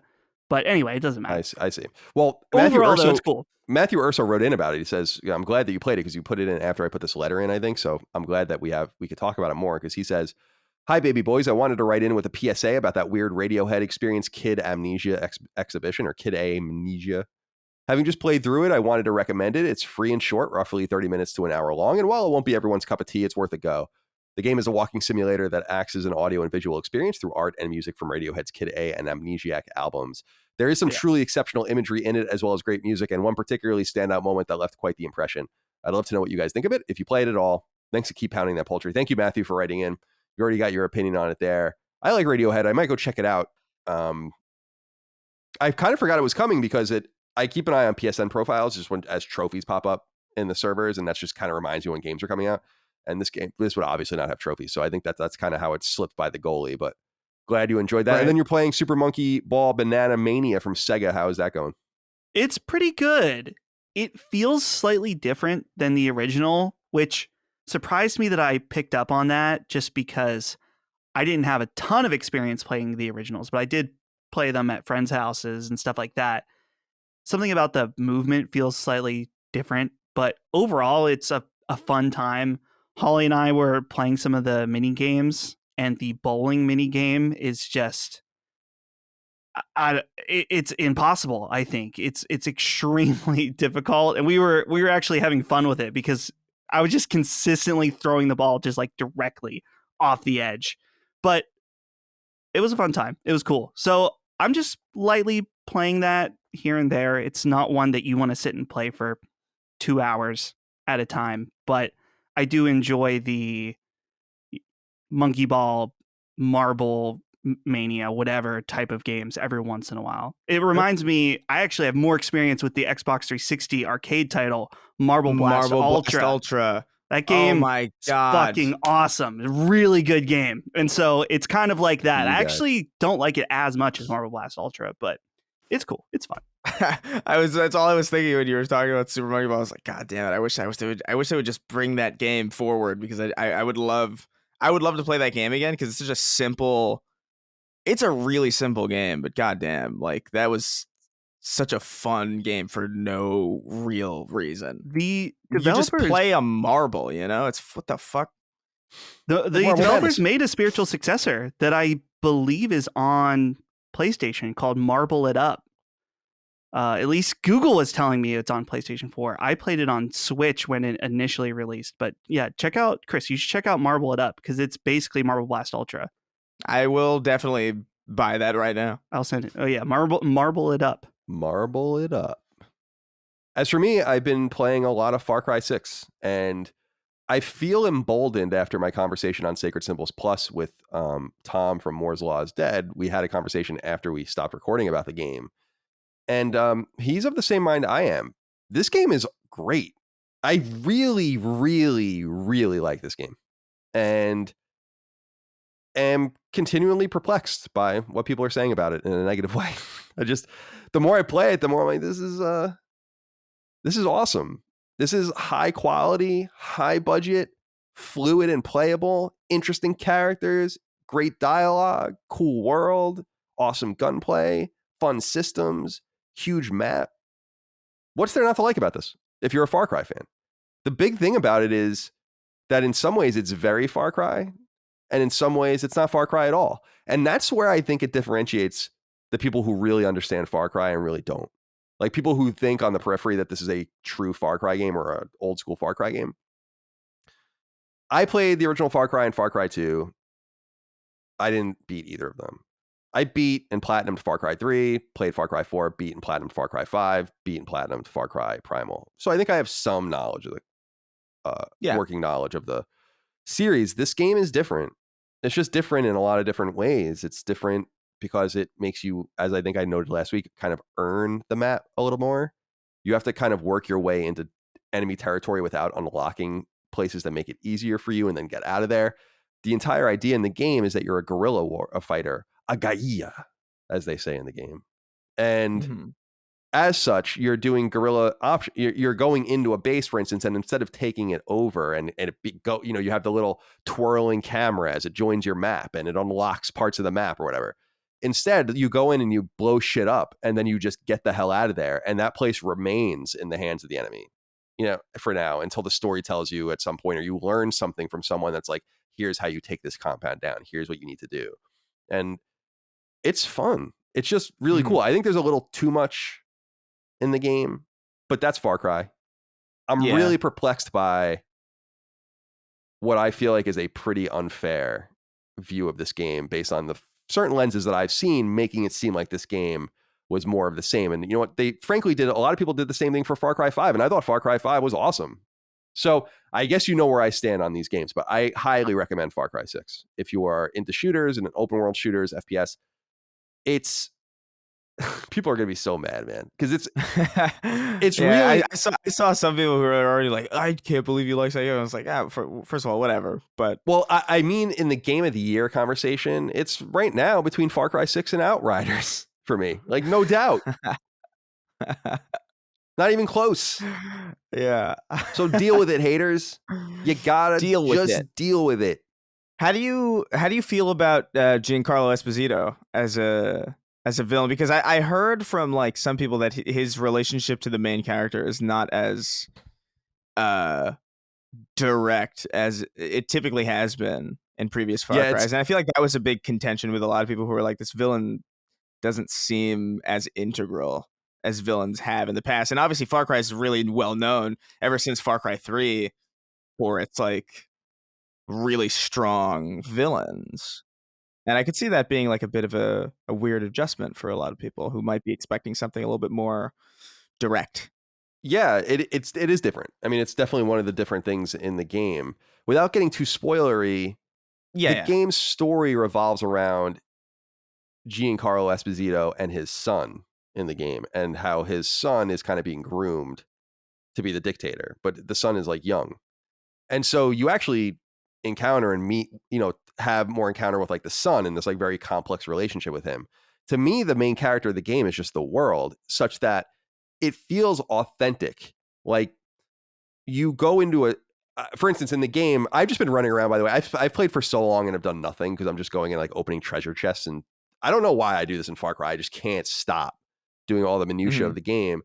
But I started down the main line story, and you find yourself at some point like in the capital city of this nation, on this island nation, this archipelago, and it's not safe for you there.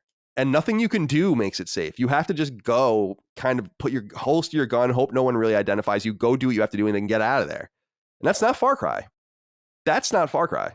And so the whole story is pitched different based on, I think, different gameplay. So he's not going to be in your face as much as Joseph Seed or whatever, because he's so far away. He's like the leader of a nation. He's not some cult figure, or some tyrant or whatever. It's different. I think Far Cry 6 is filmic, almost cinematic in quality in terms of its storytelling, in my opinion. Like, I'm really riveted and interested by it.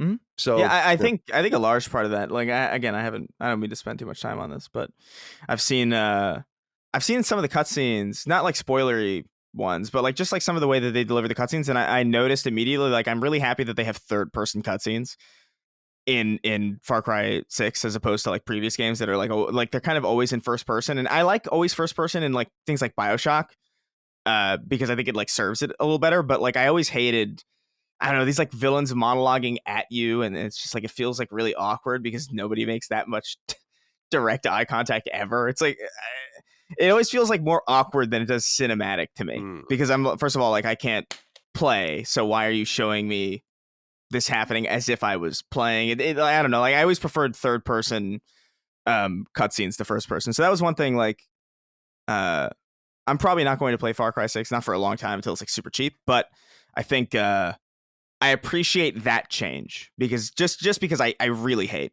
first person cutscenes. Like, just stop it already. There's something melancholic about this game to me too, I must say, and that I feel like this is going to be the last Far Cry game we get that will be recognizable as a Far Cry game. It's clear Ubisoft is changing, right? Yeah. I feel like this game might be the very last game, period, that feels and looks and acts like something we recognize before Ubisoft has decided clearly to go in as games as a service. The rumor about Far Cry is it's going to be a game as a service moving forward.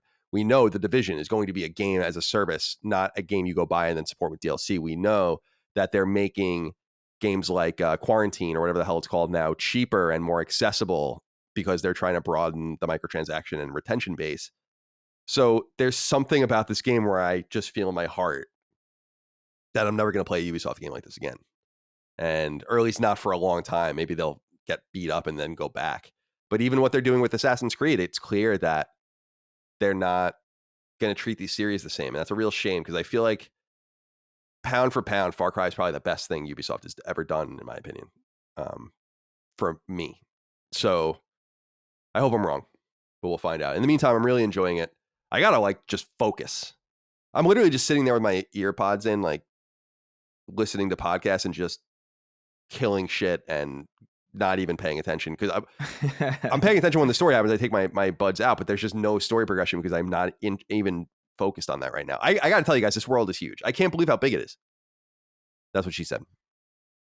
All right, let's get into the news. Before we begin, Rarity got a letter here. Benjamin Schultz wrote in and said, "Hello, gents. I love the content, and LSM is the main video game content I consume and couldn't be happier. My question is, how do you prepare for the show rundown? Your news doesn't reference the sources and you don't quote a lot of people. Is that because you research and write your own synopsis? How do you decide what you report on the show? What steps do you take to make sure you don't miss news? Again, love the show. Just looking for an inside baseball summary for my own curiosity." We've gone over this in the past. In some way, the reason that I wanted to read this is because, Benjamin, listen more carefully. I cite many sources when I talk about the news.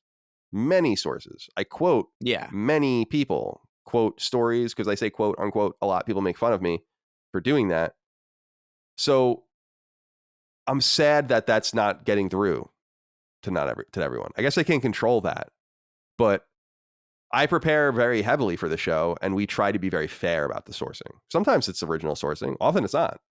I'm not going to source a press release, but if it's coming from a website or something, we always source them. So thank you for writing in, Benjamin. Now let's begin with the news. This just happened. As usual with our show, I have an idea for a top story until something else happens. And I feel like what's happened here is significant. I'm a little surprised people are not paying more attention to this from multiple angles, and maybe it's because we're on the verge of when we're recording this Thanksgiving. But number one, there's something up at BioWare. The most recent evidence of that comes in the form of the exit of Matt Goldman, the Dragon Age franchise's senior creative director. In a rather mysterious email sent to BioWare employees internally, as relayed by website Kotaku, the studio's GM, Gary McKay, noted in part, quote, "I'm writing to inform you all that Matt Goldman is leaving BioWare. We have mutually agreed to part ways, and his last day is today. We understand that Matt's departure has an impact on you as well as the game's development. Rest assured, our commitment to a high-quality Dragon Age game has not wavered, and we will not ship a game that's not up to BioWare standards. We, including EA's executive team, have absolute confidence in the leadership here at the studio and the people working on this game to carry forward our vision," end quote.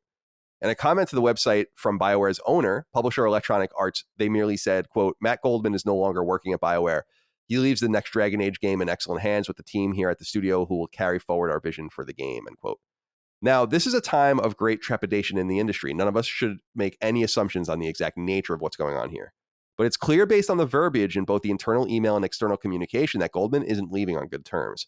And this isn't a huge surprise because, if anything, BioWare is hanging on by an absolute thread at this point and has virtually no goodwill left with the wider player base.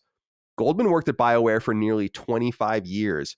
He was an artist on 2000's MDK2 and rose to art director on BioWare hits, including 2005's Xbox game Jade Empire, 2011's Dragon Age 2, and 2014's Dragon Age Inquisition. Interestingly, Goldman left BioWare after Inquisition to work at Sega-owned studio Creative Assembly before coming back to lead the Dragon Age team in 2017. BioWare is likewise obviously a mess and has been for some years now. Founded in 1995 and purchased outright by EA in 2007 around the time of the original Mass Effect's launch, BioWare hasn't put out a truly well-regarded game in a decade. 2017's Mass Effect Andromeda effectively obliterated that series' good name, though the Legendary Edition this year seems to have helped repair it. And a new Mass Effect is in development at the team. Meanwhile, 2019's MMO shooter Anthem was an ill-conceived and poorly executed product that could have destroyed the entire BioWare brand. You'll recall that BioWare was working on an action RPG as well called Shadow Realms during and after Inquisition's release, which was likewise canceled. Dragon Age 4 has been in development since 2015. I don't even know how anyone can read what the internal email and EA's release said and think that there's nothing here. I am loath to talk about it in broader terms, Dustin, because I don't want to accuse him of doing something bad. That's not what I'm doing. But I think you can read into this. They don't say thank you. The man worked there for 25 years. He was there art director and then their creative director on one of their biggest franchises. And the email says, Matt Goldman, I'm sorry, no longer works here. That's what it said. Like that's it's not even like he'll be leaving in like, you know what I mean? It's like usually like people have like, this is my last like week or whatever. But now like today he's gone today, which is crazy. Sometimes it really is more about the things you don't say. You know, I totally agree. And the lack of a thank you for somebody who is very clearly like pretty instrumental. It's like an art lead in a video game is not nothing. That's a pretty significant role. So something's up here, and BioWare, man, it just seems like they've been on fire. Not in like a positive, like, oh man, you're on fire, bro. Like, I mean, like literally, like they're burning. And I feel like it's just been nonstop chaos at that studio for the better part of a decade now. And I just don't know what the hell is going on. It's weird. Very strange situation going on. I agree in the sense that what does BioWare even mean anymore? Yeah. What is it? I really do wonder if it's not time to kind of kill this place. And I hate to say that because EA is so notorious for that. And everyone used to joke around about how BioWare would eventually get killed by EA too and how unimaginable it would be. And it is unimaginable. I think optically they just simply cannot do it because it will fulfill all of the fears that everyone has always had about them that not even BioWare could survive. Of course, other brands like Maxis these are also huge brands that got shut down as well. But Dustin, I'm curious what you make of this simply because I don't know what it means to be developing a Dragon Age game for this long but have nothing to show for it. I don't know what it means to have a Mass Effect game in development with just this vague artwork of a ship. And Casey Hudson is gone and Drew Karpyshyn is gone and now Matt Goldman's gone. It's like, what does it even mean? And not to mention, you haven't made a game that's demonstrably, I think, BioWare since, I think, generously 2014's Inquisition. So it's been 7 years since even you've released a game that people like. I'm confused why BioWare is even in the equation or why anyone would be excited about anything they do. They're in a Sony Santa Monica position, but in a much more dangerous position where I felt like after Ascension, God of War Ascension came to PS3, Santa Monica was like, you are now on notice. That the next game that comes out of the studio better be fucking good. And it was. 2018's God of War saved the studio and made it one of the greatest PS4 hits. BioWare needs that, but it seems like nothing is near release and that everyone that made BioWare is gone. So what is the point of keeping it together? Right. It's the ship of Theseus situation, right? And we've seen this happen with other studios as well, where you change out so many of the key components. Is it really BioWare anymore? And that seems to be clearly the case here. It's funny too, because I know that Dragon Age Inquisition has a lot of fans, but at the same time, there are many people that I think look back on that game not as fondly as when it came out.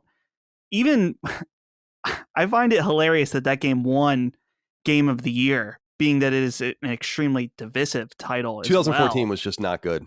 You know, right. That was a really rough. I couldn't believe it. Rough year. I agree with you. I couldn't believe it either.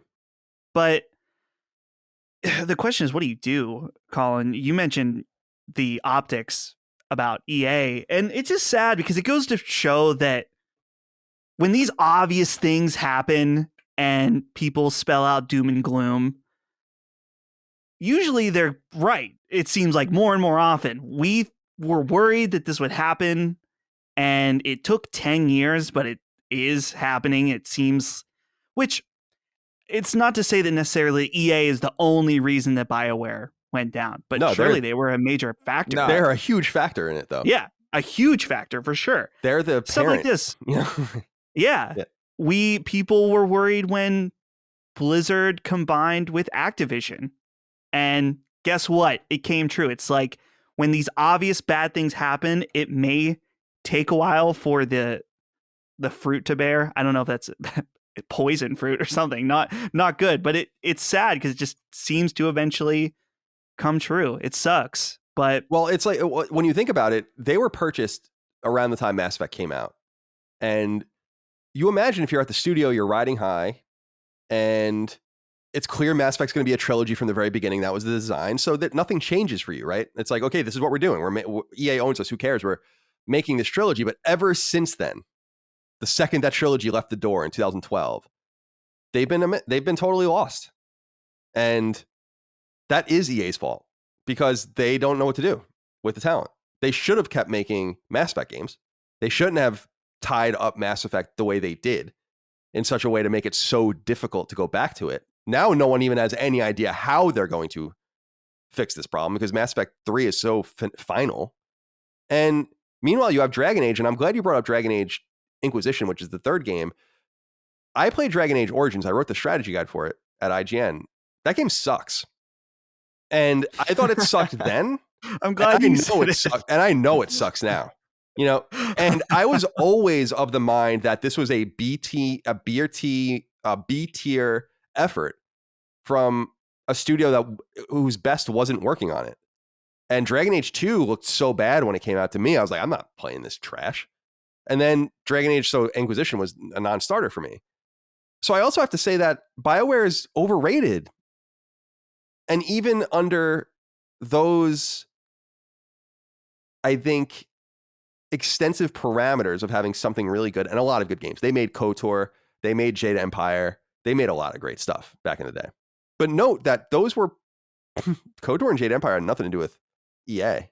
And there has been no replicant of an original IP like Jade Empire, for instance, since then. They tried, they canceled a game. And then Anthem was just ill-conceived. Anthem is when you look at a board, you're playing a board game, and you look at all the pieces and you're like, well, I have some end that I want, which is Anthem. And so I'm going to take all of the pieces on the board, no matter what they can do and what their power are, like playing chess. And they're all going to go into this one thing that doesn't make sense to them. None of them we're not designed to make Anthem. No one here is here to make Anthem. We don't make multiplayer games. We make role-playing games. But now you're going to make Anthem. Yeah. That's EA's fault. And yeah, for sure. I feel like they know it's urgent that they have to save BioWare. But I don't know that they can. Dragon Age 4 has been in development for 6 years. They just lost their director again. Time to cancel that bad boy, I think. Start again. Yeah, and also just like what is it that you're trying to save at this point? You know? Like everybody's gone. It just seems like they're in a really rough situation because their golden child IPs are not in good spots. When they try to do a new IP, doesn't shake up too well. So like they're just in the situation. It's like, what do we do? Everything we do is terrible.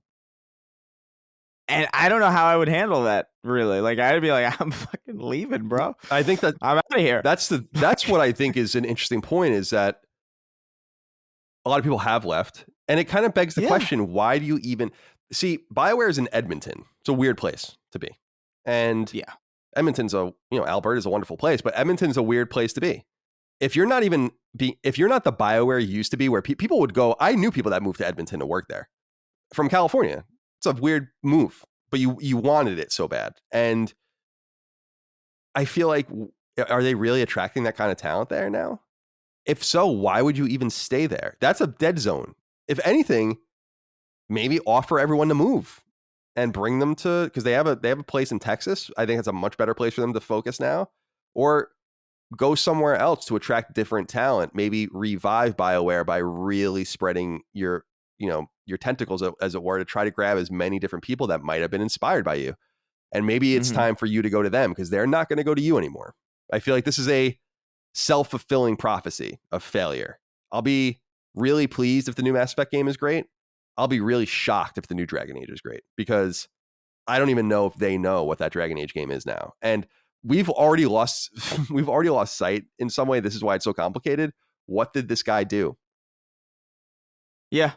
That's the other question is, and I'm not saying it's like, I don't mean, what did you do to this person? What did you do? I don't mean that. You were removed. They don't like you, obviously. They had not one word to say about you on the way out, both internally and externally. They didn't say, for 25 years, Matt Goldman was a key part of BioWare. He began as an artist on our series MDK before moving on to some of our most wonderful releases. We wish him the very best. Matt Goldman is no longer with the company.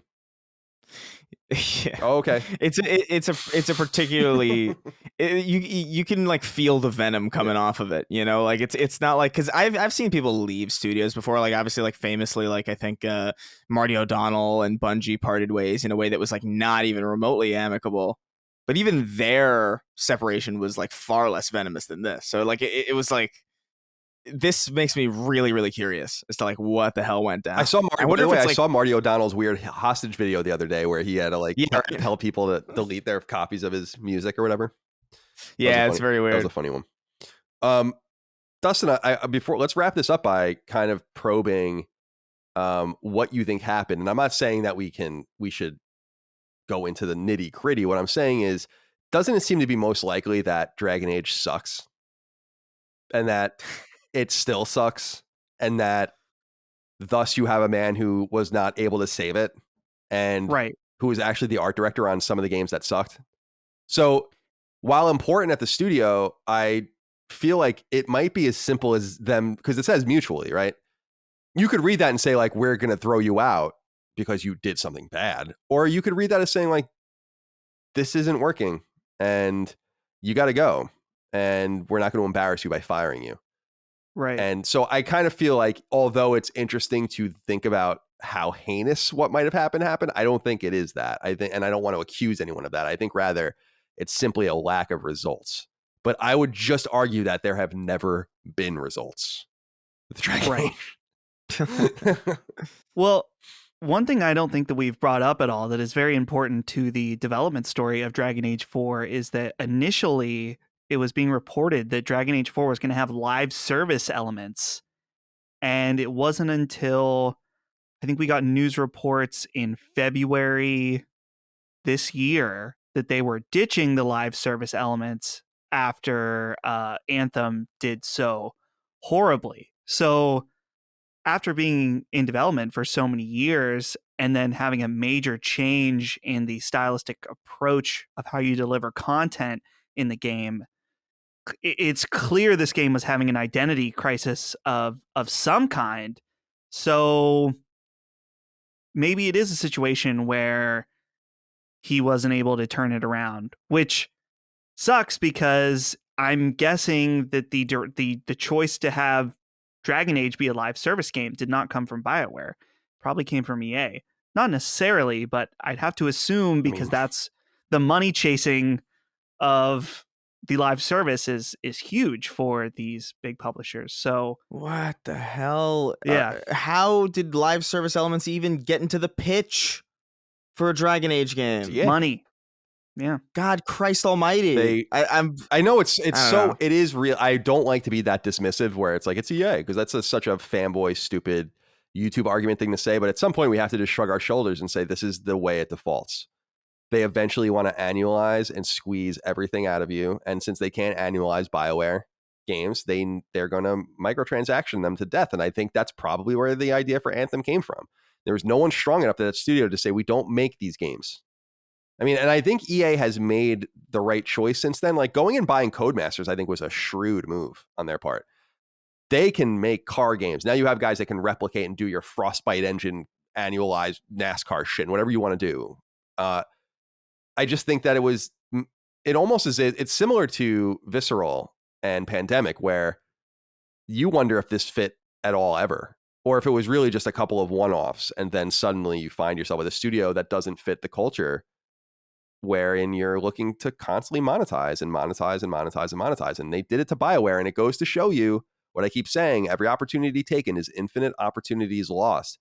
When you cast the die in the video game industry, you are locked in for 3, 4, 5, 6 years. That took BioWare off the map at a time when it was integral that they kept making games that were good. And it's confusing as fuck. So we will see and keep an eye on this. But assuming Matt Goldman didn't do anything horrifying, we wish him the very best. He just maybe failed.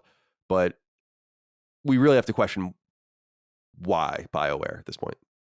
Why? Yeah. Number 2. As usual, the next batch of PlayStation Plus games have leaked, giving us a glimpse into December's offerings. For the uninitiated, if you're a PlayStation Plus subscriber, you get access to a batch of games for free as part of your subscription each month. As long as you add these games to your download list during the month, you can access them freely at any time, so long as your Plus account is active. This month, we revert back to 3 games after a PSVR-laden November more than doubled Sony's usual offerings. The big game of the month is one we all knew would eventually come to PS Plus, Godfall. Both the PS5 launch version and the later PS4 port will be available for free. They're cross-play, of course, allowing players to jump into the lukewarmly met multiplayer game published by Gearbox. 2 more games will be available on the PlayStation 4 side as well. Action RPG Mortal Shell from Studio Cold Symmetry, which launched on PS4 in 2020, will be free to download, in addition to Traveler's Tales' 2018 release LEGO DC Supervillains. It's unclear when in December these games will go free, so keep an eye out on the PlayStation Store and add them to your download list when they become available. Dustin, let's go to you first. What do you make of this list? I actually think this is a pretty good month. I don't think it's the strongest month, but you get ostensibly a AAA multiplayer shooter, and then you get a Lego game, which is always AAA, and this game Mortal Shell is pretty well regarded as well. So what do you make of this? I would definitely say that Mortal Shell is probably the most desirable game in this list. I played some of it when it came out. It's definitely a Souls-like game. I personally can't get into... It sounds funny, but maybe I'm too much of a purist. I've never found a Dark Souls-like game that I've enjoyed anywhere near to the extent of the actual Dark Souls game. And that's probably just me being stuck up in my head just because, again, I'm an idiot and probably a purist for From Software. But a lot of people really like this game, Mortal Shell. It felt a little slow to me, like a little bit too slow, almost like your character is swinging a sword through molasses. So just be aware of that. But overall, decent month. I don't know who is really wanting to jump into Godfall at this point, but maybe there's still a dedicated fan base for that. I mean, a bunch of games have their own little community. I don't say this lightly. Godfall is free. Don't bother with it. Have you played it? Like, yes. Ooh. Like, I didn't beat good. it because no way was I subjecting myself to that. But I actually think you benefit more. I know we usually have the kind of recommendation here where it's like, get these games in your library so that way you have them for the future. With this one, it actually harms you if you get it. I think. Oh, like actually, your library it's taking is up a place in your library. Yeah, because all it's doing is like it's taking up a space. You're going to look at it and you're going to be like, oh, that's in my library now. That's it. It's just, it is so terrible. I can't even believe it. So like, just stay away from it. My recommendation. Fair enough. Or anti-recommendation, I guess. God, good Lord, who made that? Why? I was looking up the Lego DC Supervillains game just because Traveler's Tale doesn't release games anymore. And remember they used to release Lego games like twice a year. Now they release like nothing. That was 2 games ago for them. So it's not it's like a more recent release for them. So pretty high quality, I think, this month overall. I imagine the plan was always to make Godfall free a year after release. I don't think it's a coincidence that it's happening December. By the way, as of the time of recording this, that hasn't been, none of those games have been confirmed, but obviously it's true. All right, number 3. In an awesome example of homebrewers and hackers doing something undeniably good for games, a group called PlayStation Online Network Emulated is in the midst of reviving the online functionality of old PlayStation 3 games. Word comes by way of website Video Games Chronicle, though you can look at the initiative yourself by going to PS1, that's PSONE.online/home. So here's the rub. This group posted information about and then a video of them using private servers to support the online functionality of, in this specific case, the PS3 European launch game, MotorStorm. Better yet, this can be done with a retail PS3 and a normal version of the game. Though as VGC notes, quote, players must own a PlayStation 3 and a copy of MotorStorm.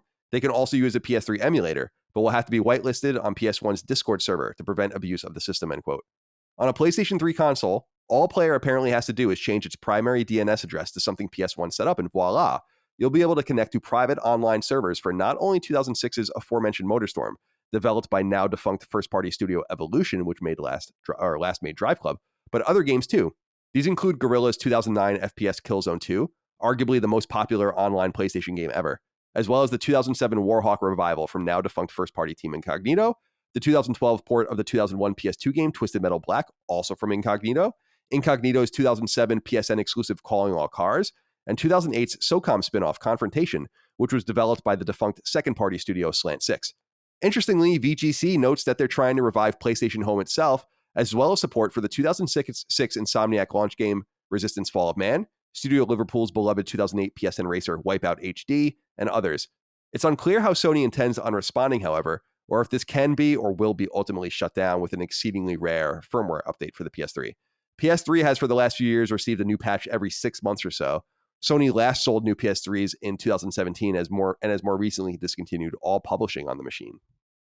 This is awesome. When I saw this and I was watching the video, I'm like, this is incredible. And my fear here, Chris, is that Sony will just step in and shut this down with a firmware update. I assume that will be possible, but I don't know if it. I would have to know more because the DNS address, they don't seem to be concerned about it, first of all. Like, I was reading the website, they don't make mention of the firmware. They also don't accept any money or anything like that, so that's good. But yeah, I wonder if Sony can just shut down your ability to edit your DNS with a firmware update, and if they will do that. But my hope is like, why this doesn't hurt you. No one is hurting you, Sony, doing this. This is cool. And what I'm really excited about is that it allows people to go back in. If they can get some of these games going, you can start going back and getting some trophies and shit from games that are dead. This brings back to the fore, and you don't have to do it with an emulator or some illegal thing that might get you in trouble. You're doing it with your PS3. So I was thinking about you, Chris, when I was reading this, because I feel like this is something you would really appreciate and support. Yeah, no, I love it. And honestly, like, if this is something that's like bad or something that Sony cares about, well, they should have facilitated this kind of environment themselves. You know, like, it really is that simple. Like, if people really want to play these games, they will find a way to do it. You know, it's just the way it works. Like, I remember when Halo 2 got shut down in April of 2011, there was like all sorts of workarounds. So it's like, hey, we're going to use this. I think it was called Xbox Connect. It was like some website that you could go on, you could play it.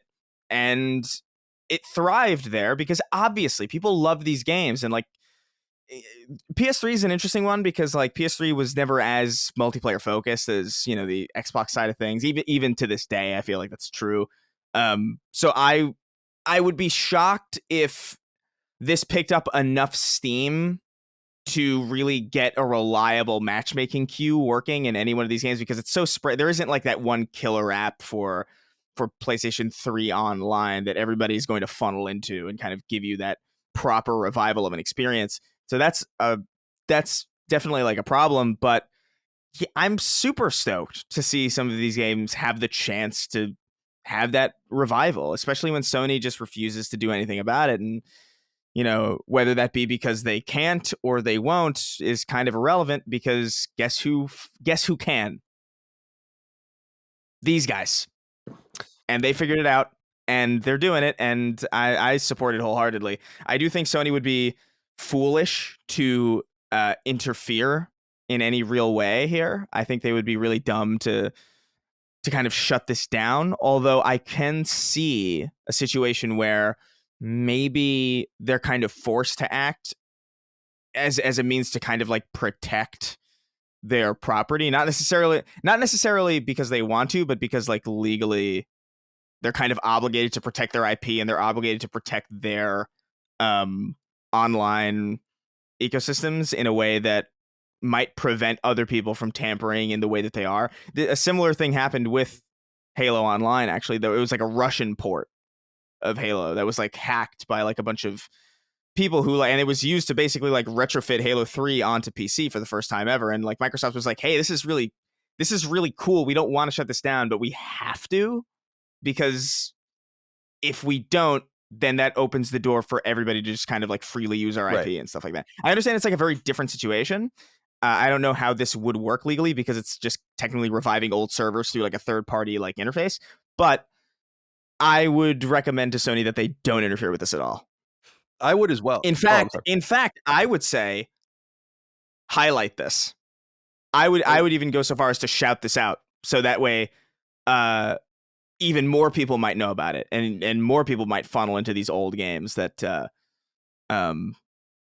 that are dead in the water. But at the same time, we've had conversations about Sony's treatment of the PS3 and the PS3 store, and like how like a lot of their motivations for shutting down these stores in the first place was maybe to minimize the amount of purchases that were made on that platform. And maybe they don't want to draw attention to this thing because maybe that was like, oh my God, we gotta file like tickets for PlayStation 3 purchases now. Like, it's a very complicated situation. It's very weird.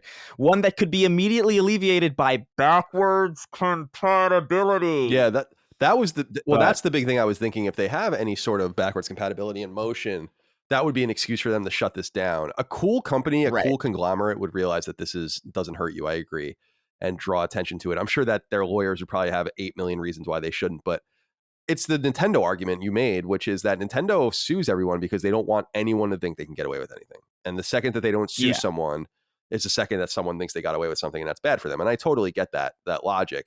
But Dustin, I'm excited about this because of the revival. See, these guys know PlayStation. It's clear because 2 of the games they focused on are massive games on early in PS3's life. Warhawk was huge.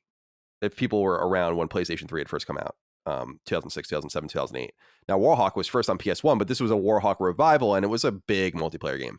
And so I remember it was hysterical. I remember being at Ryan Clemence's and Greg's old place and others playing it, and it's a totally silly game. And then Killzone 2, as I noted in our news write-up, is maybe the most famous, popular online game that they've ever made, Sony. Now, they don't have very many. You can look at the SOCOM games and others, but people love Killzone 2. So they're identifying these games that I think people would want to come back. But it does beg the question as to will Sony shut this down, and to what end? I mean, what do you think will happen? I think the most risky thing that they're touching is PlayStation Home, because I predicted on this show, which I'm standing by, that I think Sony's going to bring back PlayStation Home for the next PlayStation VR. I think that especially now with Facebook trying to dominate this idea of the metaverse, that Sony is thinking like, we have this platform that we made, and this is the perfect opportunity to give PlayStation its own metaverse or whatever. And so that would be the riskiest aspect to me, kind of like what Chris was saying about how if Sony was interested in working on some of these properties again, to have these somewhat bootleg versions of the online floating around might not be desirable. I think it's awesome, but also with Sony being so scared of anyone fucking around with their network, rightfully so after what happened, I'm expecting for them to try to interfere in some way to try to get this shut down, unfortunately. But Chris, you mentioned Xbox Connect, and that I remember using Xbox Connect to play Halo 1. It sounds like a very similar type of thing, though I think Xbox Connect worked off of it like tricked your Xbox into thinking it was in a LAN connection when it was online. Yeah. I'm curious how this works with the DNS, though. That's unlike anything I've seen as far as some of these weird trickery things to get online working, but it's very interesting. Totally. Yeah, I'm excited to see if this lasts. I'm very, very excited. By the way, if any of you guys at PS1 listen to this show, maybe you do, reach out to me. We'll have you on. Reach out. Number 4, the incredibly controversial game 12 Minutes. Once available only on PC and Xbox, is officially PlayStation 4 and PlayStation 5 bound. It will launch on both consoles on December 7th in just a couple of weeks. Developed by Luis Antonio, a solo developer with credits as an artist on Rockstar Games' Manhunt 2 and Midnight Club, as well as work on the PS4 console-exclusive adventure game The Witness. In the game, which is played from a single top-down view, players are required to work through similar situations repeatedly. In addition to the notable adventure-centric time loop gameplay, 3 major actors lend their voices to the game: James McAvoy, Daisy Ridley, and Willem Dafoe. Launched on Xbox Series X and S, Xbox One, and PC back in August, the game enjoys a mid-70s Metacritic score, though it seems much more divisive than the average score represents. Now, I don't know anything about this game, like what it's about. I know that a lot of people hate it. I'm definitely going to play it. I really, really like it. Remind me, Chris, did you play this game? I did. What did you think of it? I played it for approximately 12 minutes. Yeah, and that's right. You didn't like it. No, I couldn't stand it. I think not because I didn't think it was like a good idea. Like I think I'm happy this game exists because I acknowledge that people are finding things to like about it. I appreciate the uniqueness of it. I think it's really interesting conceptually, and I think it's cool to have this kind of talent associated with video games. Like I love Willem Dafoe. Like like I think it's like super interesting to have him in the fray in this way. And Willem Dafoe is no stranger to video games. Obviously, he did Beyond Two Souls, and he lent his voice to the Spider-Man games and all that. But I just felt like this game was going for something that could have been interesting in concept, but I felt like it was just like executed very sloppily. There are lines of dialogue that feel like they weren't recorded with the understanding that they could potentially be played out of order.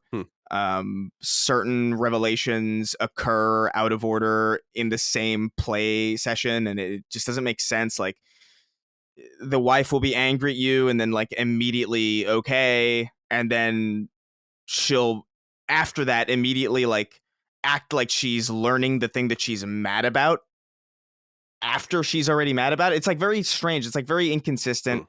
And I just found it to be very sloppy in my experience. Other people were more fortunate than me, and maybe the RNG of that type of the quality dialogue and like the sequencing of events like happened to line up and gave them a really compelling story. I would recommend checking it out. I think it's interesting. I think maybe you'll like it, maybe you won't. But it is one of those games that I think is interesting enough to check out. It's it's definitely something. Yeah, it's $25, so it's kind of on the pricey side, but I would wait for I would to wait. go down. Yeah, I don't wait. mind. I'll buy it. I wouldn't see what it is, but Dustin, are you a fan of this? I don't remember what your experience is with this game. I completed this game and I played it on Game Pass, so I didn't have to. That's right. It was on Game Pass. Additional, That's why it was on Game Pass. Pass. Right. That's right. I think this game is a skip. Personally, it is so incredibly frustrating at certain points. Which again, this was mixed. Not everyone found it super frustrating, but with it being a time loop game, I don't feel like this is a spoiler. You'll be playing the beginning part of this over and over, trying to figure out what you need to do in order to break this time loop, whatever. Almost like Deathloop in a way. Not quite, though. I don't know. Anyway, everything Chris said was totally spot on. There's parts that tonally don't make any sense because of the way they do the time loop mechanic. There's parts that are just frustrating because if you have an idea on how to do something and it doesn't work, then you just have to restart and do everything you just did again, and then maybe change one little element in hopes that it works. And maybe it doesn't work again, so you do it a third time, and then maybe you fuck up and press the wrong button or grab the wrong thing or don't do something quick enough. So guess what? You're going to do it again. So yeah. I would only recommend this to people who are specifically interested. Maybe you saw a trailer and you want to check it out. I would say wait for a sale for sure. Overall, though, it's not the worst game I've ever played. I don't want to hit it too hard, but I was really very much done with it by the time I got to the end. Yeah, it's a very incongruous game. Yeah, is the best way that I could kind of summarize it. It feels very much not in sync with itself. Yeah. And it was just very distracting for me. It seems very Quantic Dream-like almost in the butterfly effects, especially with Detroit tried to do that. And obviously Supermassive did that in Until Dawn as well, but that this just isn't elegant rather, I should say, enough for it to have executed a similar thing. Interesting that Willem Dafoe, who is clearly interested in narrative games because he did voice in Beyond Two Souls as well. Interesting that he's attracted to these kinds of games. I would love to know more about he's clearly a fan of games. Maybe he's not a player of them, but maybe he is. Let's get him on Sacred Symbols Plus. Cool. That'd be amazing. Cool. And then I'd ask him I'm a bit of a fucking idiot myself. All right. Classic. Number 6, as long predicted. I'm sorry. Number 5. We've skipped number 5. I'm sorry. Number 5, according to a study shared by website gamesindustry.biz, PlayStation 5 players are still stubbornly holding on to physical releases. As noted in the article, gamesindustry.biz's sources is actually GI Live Summit, in which an organization called Global Sales Data, or GSD, went over numbers ranging from PS5's November 2020 launch to the end of the past summer. The site states in part that, quote, GSD tracks full game box sales from 23 countries and digital sales from 49 and covers all major publishers, end quote. So the numbers are both thorough and accurate, and they show something interesting. Not only do PS5 gamers have a physical copy preference, but the preference is actually trending upward. In PS5's launch month of November 2020, digital downloads outpaced physical sales, but each month since, the website notes digital sales have outdone physical. Quote, in December 2020, 5 retail games were sold for every 4 downloads. By the end of August, this had increased to 3 box games for every 2 downloads, end quote. This brings total box game sales on PlayStation 5 to just a hair over 10 million, with digital slating somewhere in the 7.5 million range. Why is this? GSD has some ideas. Quote, firstly, the high price tag for new PS5 titles, around $70, means consumers prefer to invest in a physical item, end quote. In addition, quote, the ability to sell and lend box games is also a factor. And since the PlayStation 5 is only a year old, there is not an extensive digital catalog of past releases to choose from, end quote. Dustin, I saw you nodding, and I was thinking of you as I wrote this story. Mm-hmm.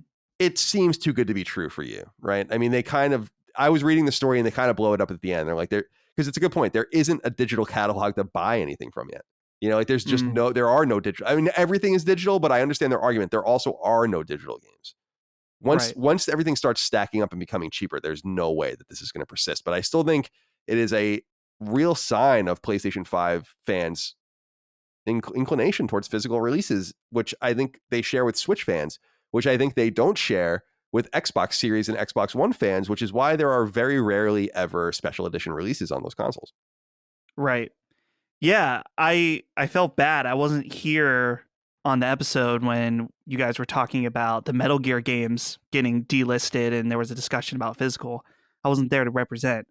But I don't want to see a future of just physical or a future of just digital. I want to see them both coexist where you can have either one, which I know that some people feel that, and there may be some truth to it, that as long as physical games exist, we're not going to see the level of sales that you see on PC due to retail or whatever. But there's just too many factors that are going to draw people to digital. And I think you wrote here in the story, or quoted from this story, that the ability to sell and lend box games is absolutely huge.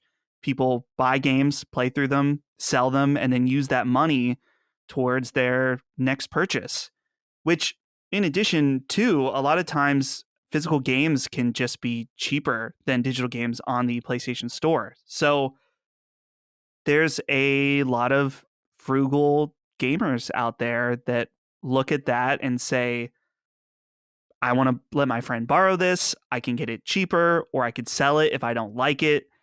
And then there's also people like me that just enjoy having the collection of boxes and stuff. I guess you both have been to my house now, so you've seen my wall. Not everybody would want that, and that's fine. But again, that goes back to what I was saying at the beginning, is that I like the option of having both. I think that that's the happy medium, is that you can choose digital or choose physical. Chris, I'm curious what you make of this, because I think it kind of comports with what we understand about the PlayStation 5 discless version, which is that you can't find one and that not many of them are out there. And this doesn't seem to be really affecting anything, because why would it? In some sense, you still have the option to download everything. I've never put a disc in my PS5 yet. But this is a little shocking. And I'm glad you brought it up, Dustin, because something in that story that they said that I didn't quote was that people like collecting games, and it's just different that way. Does this surprise you that it seems like PlayStation fans more than others are holding on to the past, as it were? A little bit, only because I feel like, I don't know, man. Like I'm big on convenience. You know, I grew up in New York.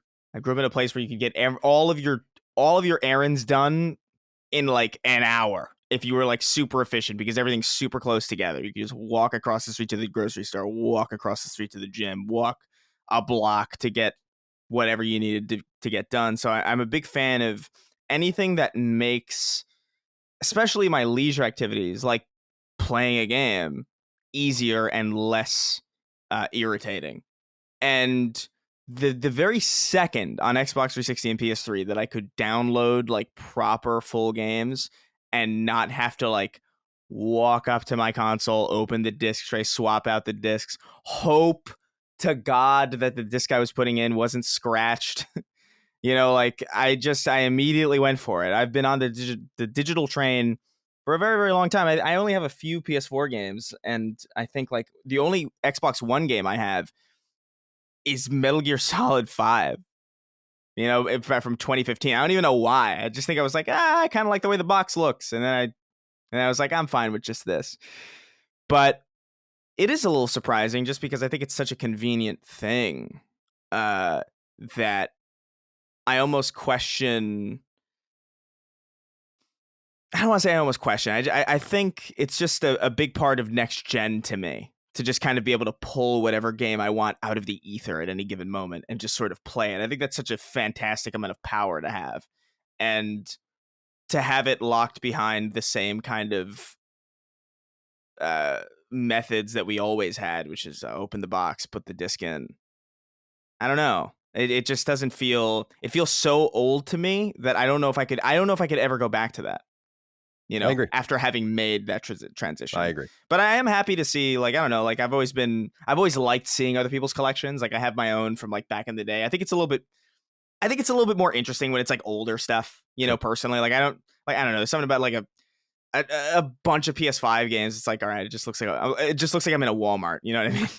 But like, if you see like stuff like Nintendo cartridges and like original Xbox and like PS2 and like the PS1 like CD jewel cases, I think those are like really special because there's something almost ancient about them, especially in regards to like how time passes on the internet, where it's like the PS1 might as well be like a million years ago. But I'm happy that I'm happy that we have the option for both of these as of right now, because I do like seeing people's collections, and I do like that we can still get games physically, and especially in an era where like games can just be taken off the store for no good reason. I think it's an important tradition that should continue into the far, far future. I would be very sad to see a digital only future, even though that is the way that I prefer to get my games. Let's go on to number 6. As long predicted, assumed, and telegraphed, Hideo Kojima is jumping into the world of film as well as television and music. Word comes by way of website gamesindustry.biz, which relayed word that Kojima Productions would now have a Los Angeles-based presence, quote, dedicated to music, TV, and film, end quote. Leading the team is an interesting choice, Riley Russell. Russell has been at PlayStation since near the beginning of the brand and has long been the brand's chief legal officer and general counsel. According to him, this new branch of Koji Pro, quote, will be tasked with working with creative and talented professionals in television, music, and film, as well as the more familiar games industry. The team has its charter goal of expanding the reach and awareness of the properties now under development at Kojima Productions and to make them even more part of our popular culture, end quote. Kojima Productions, which was founded in 2005 and was once under the umbrella of publisher Konami, is best known for its pioneering work on Metal Gear Solid. Headquartered in Tokyo, you'll recall that Koji Pro has also opened a studio in the Netherlands a couple of years ago, widely considered a move to bring them closer in proximity to Sony-owned Guerrilla, the studio which created the Decima engine, which Kojima used for 2019's Death Stranding. Kojima has long been vocal about wanting to create movies, and is an obvious lover of film. And this seems to be a logical next step for his independent brand. Important news in here, Dustin. It confirms, I think, for the first time that they're working on more than one game. And I feel like this is just the natural course that companies are going to find themselves in, independent companies find themselves in. I think they're in a similar situation with Remedy, where Remedy is kind of like maybe playing around with, or CD Projekt, right, with Witcher on TV and the Witcher books and all of this. So this makes a lot of sense to me.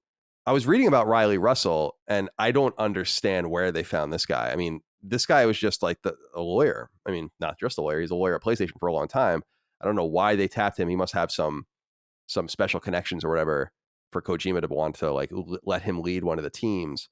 But what do you make of this? And what do you think might come of it, knowing what we know, knowing what we feel we know, which is that they're making a sequel to Death Stranding or making another game with Sony, which I think is obvious. seems obvious they're also making a game with Microsoft.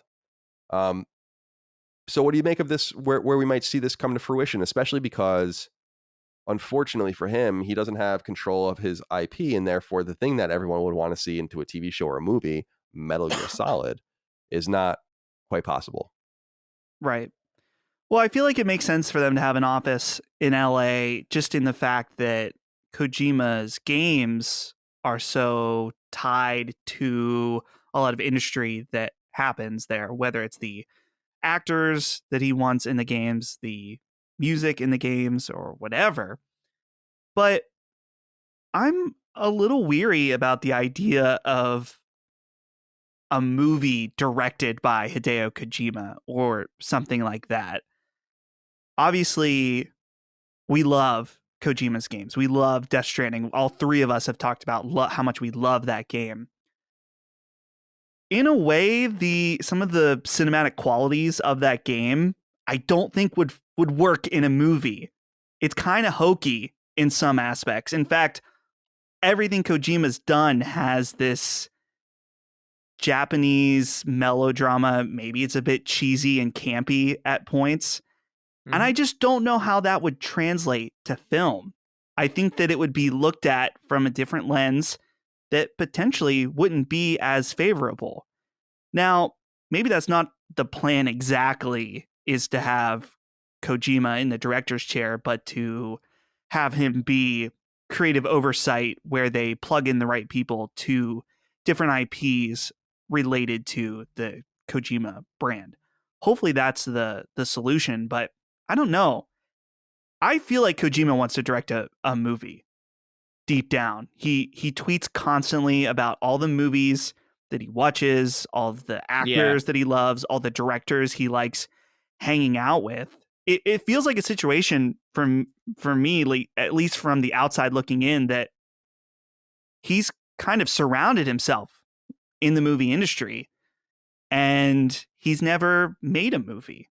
And he kind of seems like he wants to. If all your friends and what you talk about constantly is not exactly what you're doing, in a way, though, they're tied. But I don't know. I personally want to see Kojima make games. I don't really want him to make movies, but I'd love to be wrong. I'd love to see some kind of, maybe a Death Stranding film project or TV project, or who knows what he's got cooking up. Maybe it has nothing to do with Death Stranding. Maybe it's something totally different.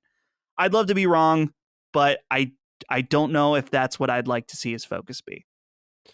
What do you make of this, Chris, as a fellow fan of Kojima? It's worth noting, by the way, that Koji Pro had an LA office for a little while when they were with Konami. So this isn't the first time that they were there, but that was really a support team. This is something totally different. And it kind of brings into an encapsulation for me this notion, like David Cage, but maybe less meanly.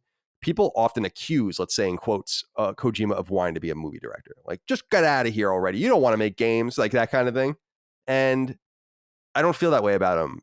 But I do think that he wants to do everything. And clearly he is so inspired by film that it would be surprising if he didn't get in. And I bet you he'd be pretty good at it.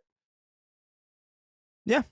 Yeah, I have largely the same opinion that Dustin has. I think, like, I think Kojima's voice is very unique in games. And I think the creativity that he displays in this particular craft is a creativity that cannot be effectively utilized in film. Like, I don't know if you can have something like this Psycho Mantis boss fight in film. You know, like, you just can't have that interactive element. You can't have that, like, the outside of the box creativity. You can't have that external kind of, almost like this crazy ghostly hand that kind of extends out of what you're playing and, like, reaches towards you.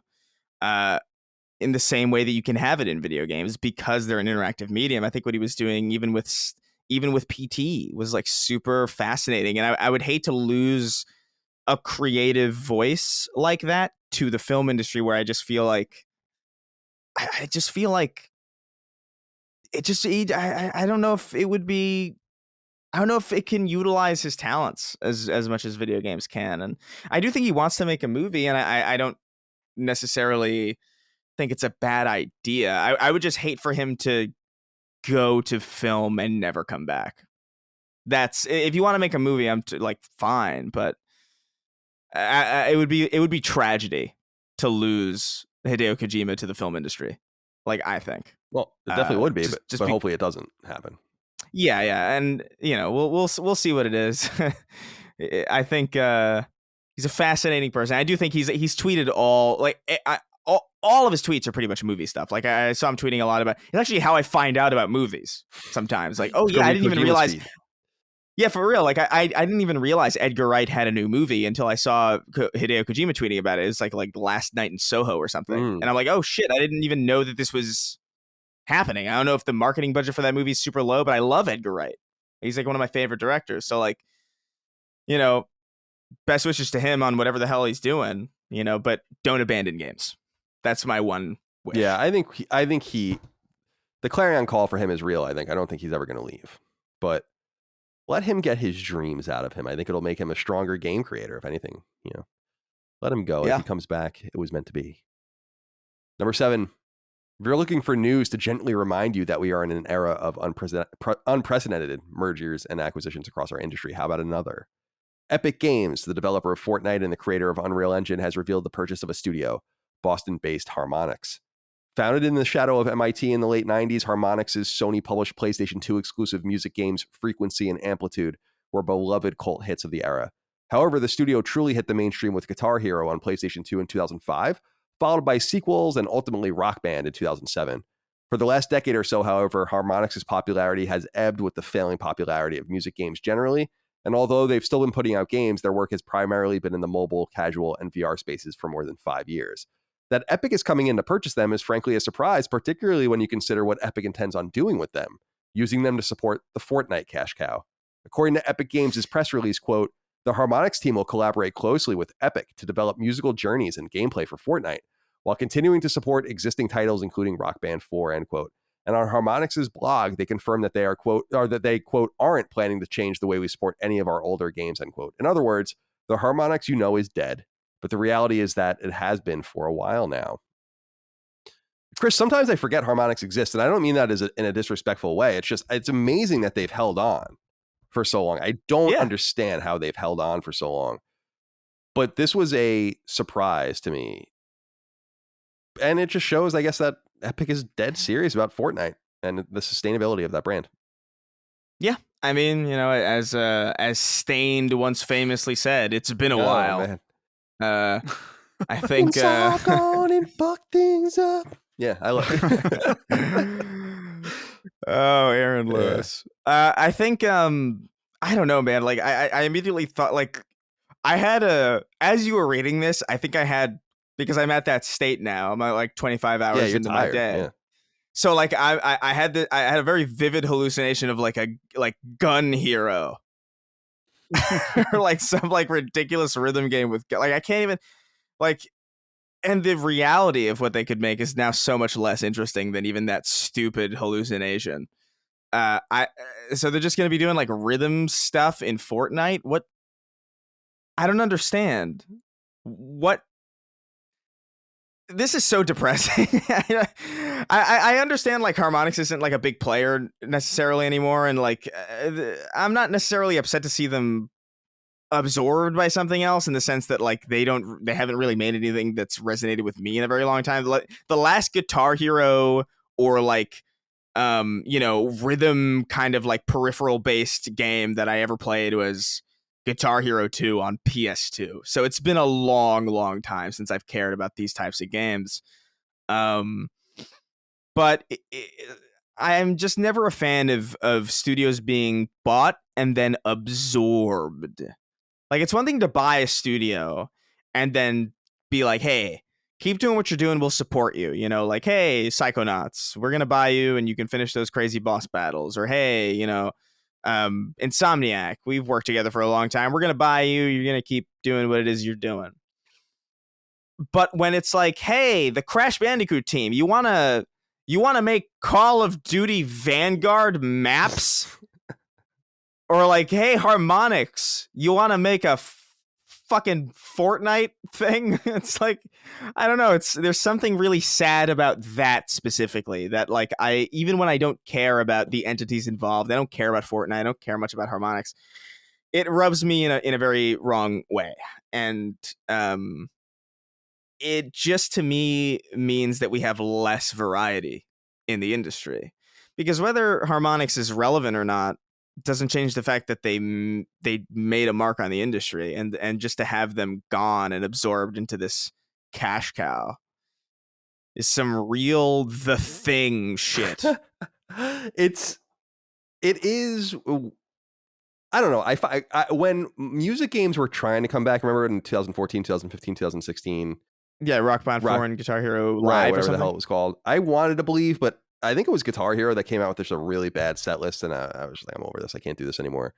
But Dustin, we're all musicians, and I think we all have some sort of connection to these Rockstar and Guitar Hero games. And as I said, when I worked at IGN, when I first became an editor there, Rock Band and Guitar Hero were part of the culture of that company. Everyone fucking loved those games. And so I have really fond nostalgic memories of them.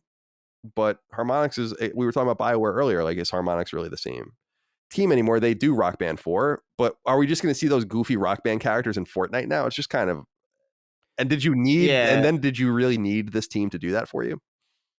Right. This hurt me deeply. I actually just there's a web app thing for Xbox with their 20th anniversary where you can see what your most played games were. And my most played game on Xbox is the original Rock Band. And this was a huge, huge part of growing up in junior high and high school for me. All three Rock Band. Well, now there's the fourth one. I never played that one. But this was a huge, huge aspect for me and my friends. We played Rock Band religiously, and we bought the DLC packs, and we had parties and played all the time. Yeah. And it sucks now because I would love to get Rock Band 4 now, specifically for Xbox, just because that's where all my DLC was.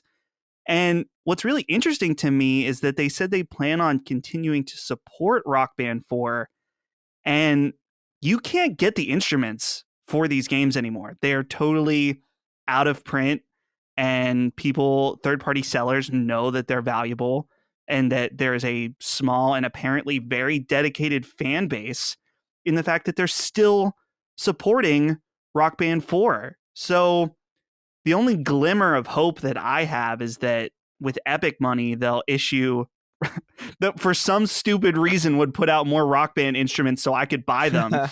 But I have very little hope in that. The Fortnite aspect to me sounds like they've done some Fortnite concerts. They did one for Travis Scott.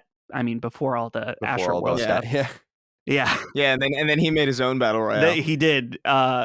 So they did that. I think they did an Ariana Grande thing. And so they're probably looking at it from that perspective, is that there's some kind of potential for virtual concerts in Fortnite, and Harmonix has experience making music stuff.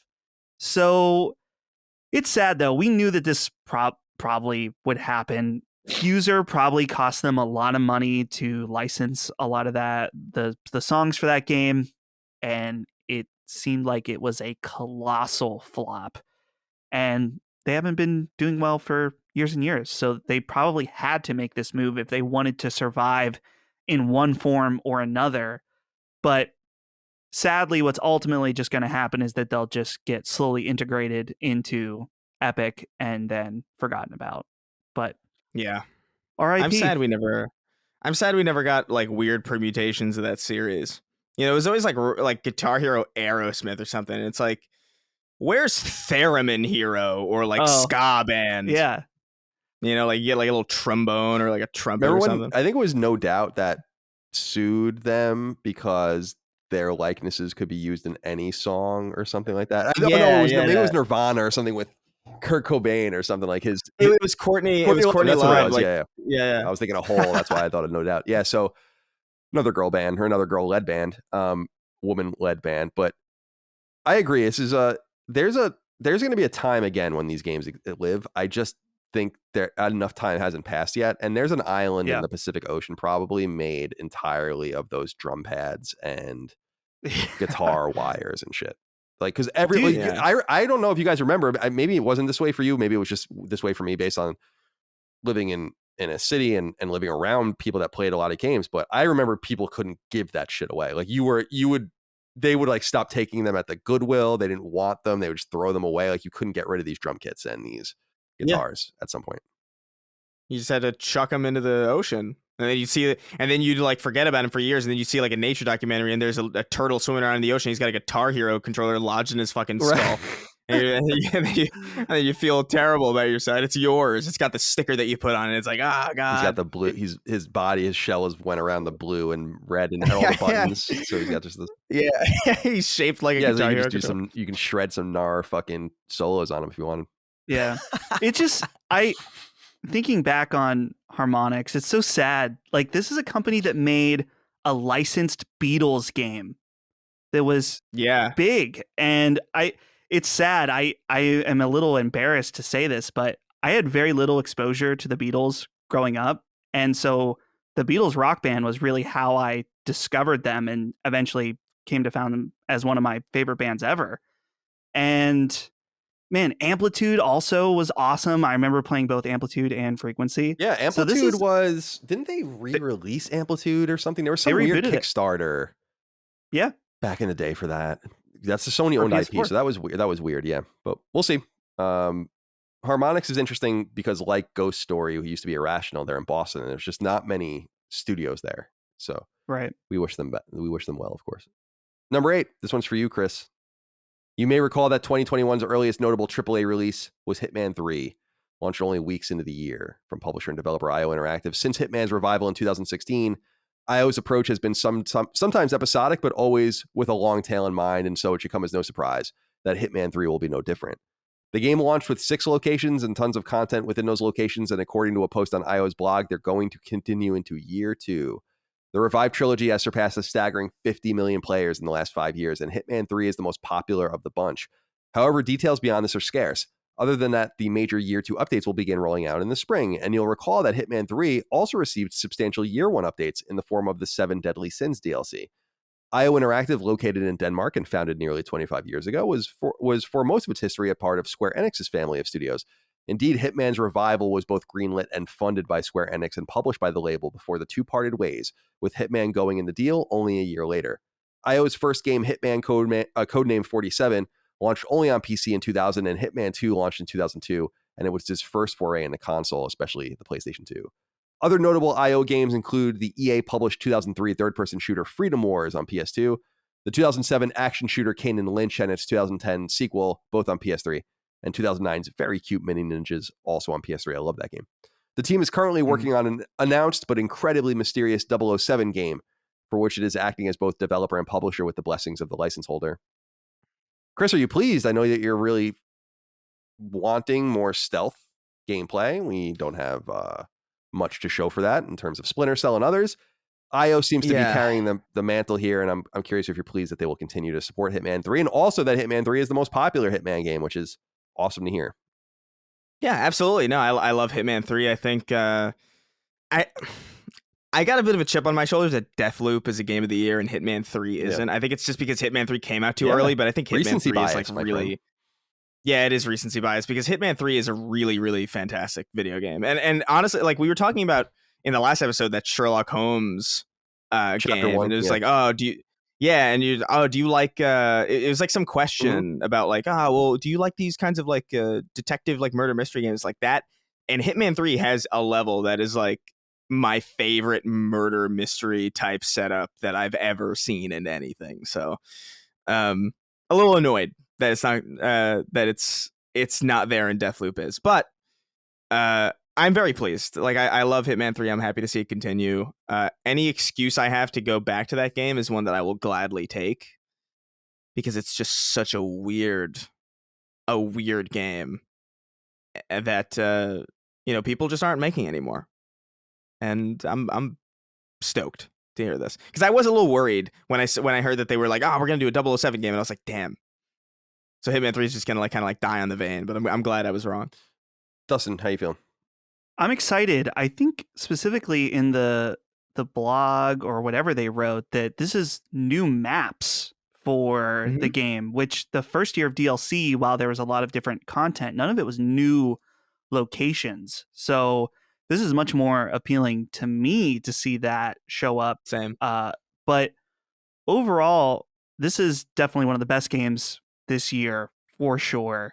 I'm very excited. I also saw that the VR version is coming to PC, which is exciting just in that the PSVR version I couldn't really play. I tried it, but it does not support the Move controllers. You have to use a normal DualShock, and it just does not feel right to line up a first-person shot with a controller like that. Does not feel good. So I'm curious about the PC VR version, just in hopes that it lets you use like an actual split controller.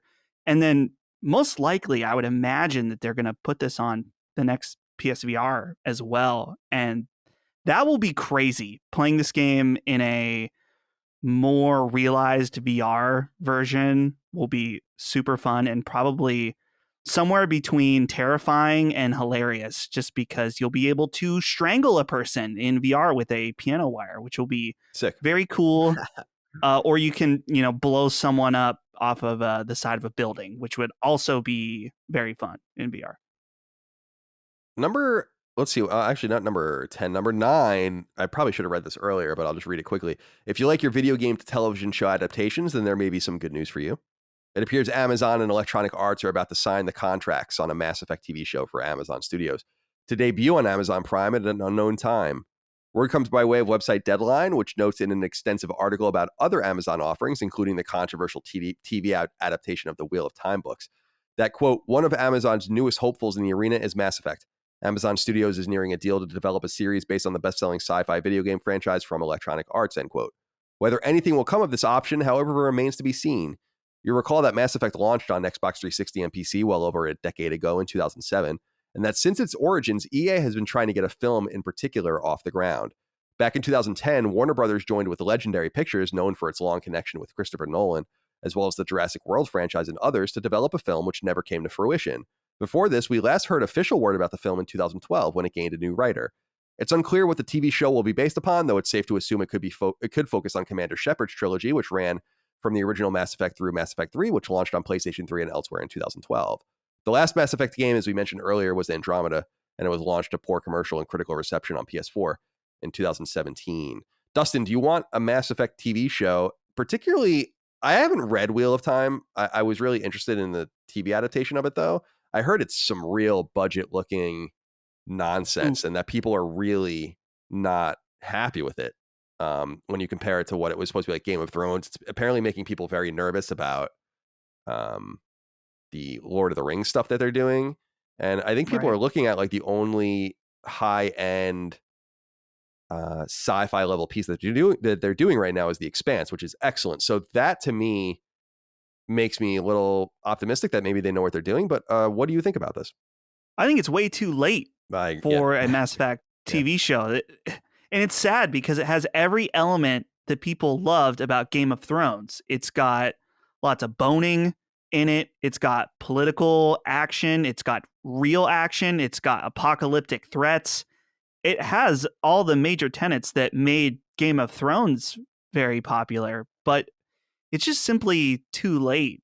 And like you said, Colin, I don't know if Amazon is the right studio to do this, just because, not that everything that Amazon has done has been bad. They've had some good stuff, but in comparison to the other streaming services, they're clearly behind, in my opinion. So I don't know if they do it. I don't know if I'd want it to follow Commander Shepard. Maybe that's the way to go to do it safe. But then at the same time, we keep seeing these series that just do what another medium already did. Right now, everyone's talking about Cowboy Bebop, and that's not good. It's like, why did you even try to translate it? You should have just not done it at all. And so that's probably going to be the case with this, and it's disappointing. But again, they should have striked when the iron was hot 10 years ago. Yeah. Or maybe even more than that. And You're absolutely right. And they were trying, as they know, they just couldn't get off the ground. Pardon the pun, I guess. Chris, I feel like there's some potential here if they do Shepard or they do something else that I think could be exciting, though. We know that Netflix, Amazon Prime's rival, has been experimenting. First of all, now they're in games completely, but they experimented a lot with even just choose your own adventure type stuff with Bandersnatch and others. You can imagine an Amazon TV show for Mass Effect where people can make decisions in it. And that would be kind of cool. Like, I don't know if they would really do something like that. That's what Bandersnatch was. Make decision, make decision, make decision, make decision, and the way you want. I don't know how you would do it over like a 6 or 10 episode arc or something like that, but maybe they're planning on doing something like that, and that I think could make it stand out as something worth doing. Maybe, but at that point, like, why not just play the game? You know, like if you're gonna give people the option to like make choices in a TV show based on a video game, like why not? I don't know. It seems a bit redundant to me. Like Bandersnatch was interesting because it was allowing you to. And by the way, I don't even think Bandersnatch was particularly. No, it's not good. It's not good. It was just an idea that I thought. It was a novel idea. It was like it was kind of like back in the day when YouTube had those annotations. Yeah. And you had there were people making like choose your own kind of adventure videos. I remember those were kind of cool. It's like, oh, this is neat. Like a bunch of, because it was just like content creators doing like weird shit, and it was just like, oh, that's cool. It's like interesting. It's not Game of Thrones or like, you know, anything crazy, but it's like a neat, novel little idea. But I just questioned the redundancy of it because Bandersnatch was so interesting in concept because it was a TV show that was allowing you to make choices, but a TV show based on a game where you make choices that allows you to make choices, I can't imagine that being better than the game, especially when you're talking about Mass Effect, which is a pretty revered trilogy and one that holds up pretty well, by the way. Like I've been playing a little bit of the Legendary Edition. I've been playing through Mass Effect 1 a little bit, and I like it a lot. I think it still is very fun to play. So I just question what you would really do with it. I think the safest route to go would be just a TV show about the universe, like maybe like an anthology series or like even something I would say something animated, because I think that is where video games really shine, is in animation. I think Castlevania is fantastic. I've been hearing really good things about Arcane as well, although I haven't seen it because I don't really know anything about League of Legends. But that is the medium that is very clearly where video games are meant to go if they're going to do transmedia stuff. Like even as far back as like when they were doing like the Halo animated stuff, it was like that was like way cooler than the live action garbage that they put out later. And I just feel like that's the proper way to go. And the best example of live action video game television we have is The Witcher, which I still feel like would have been a lot better if it was animated. So it's just like this weird kind of situation where I just feel like there's too much redundancy. I don't know why they're doing this. It's too late, like way, way, way, way, way too late for this. It would be like if they made a BioShock movie, you know?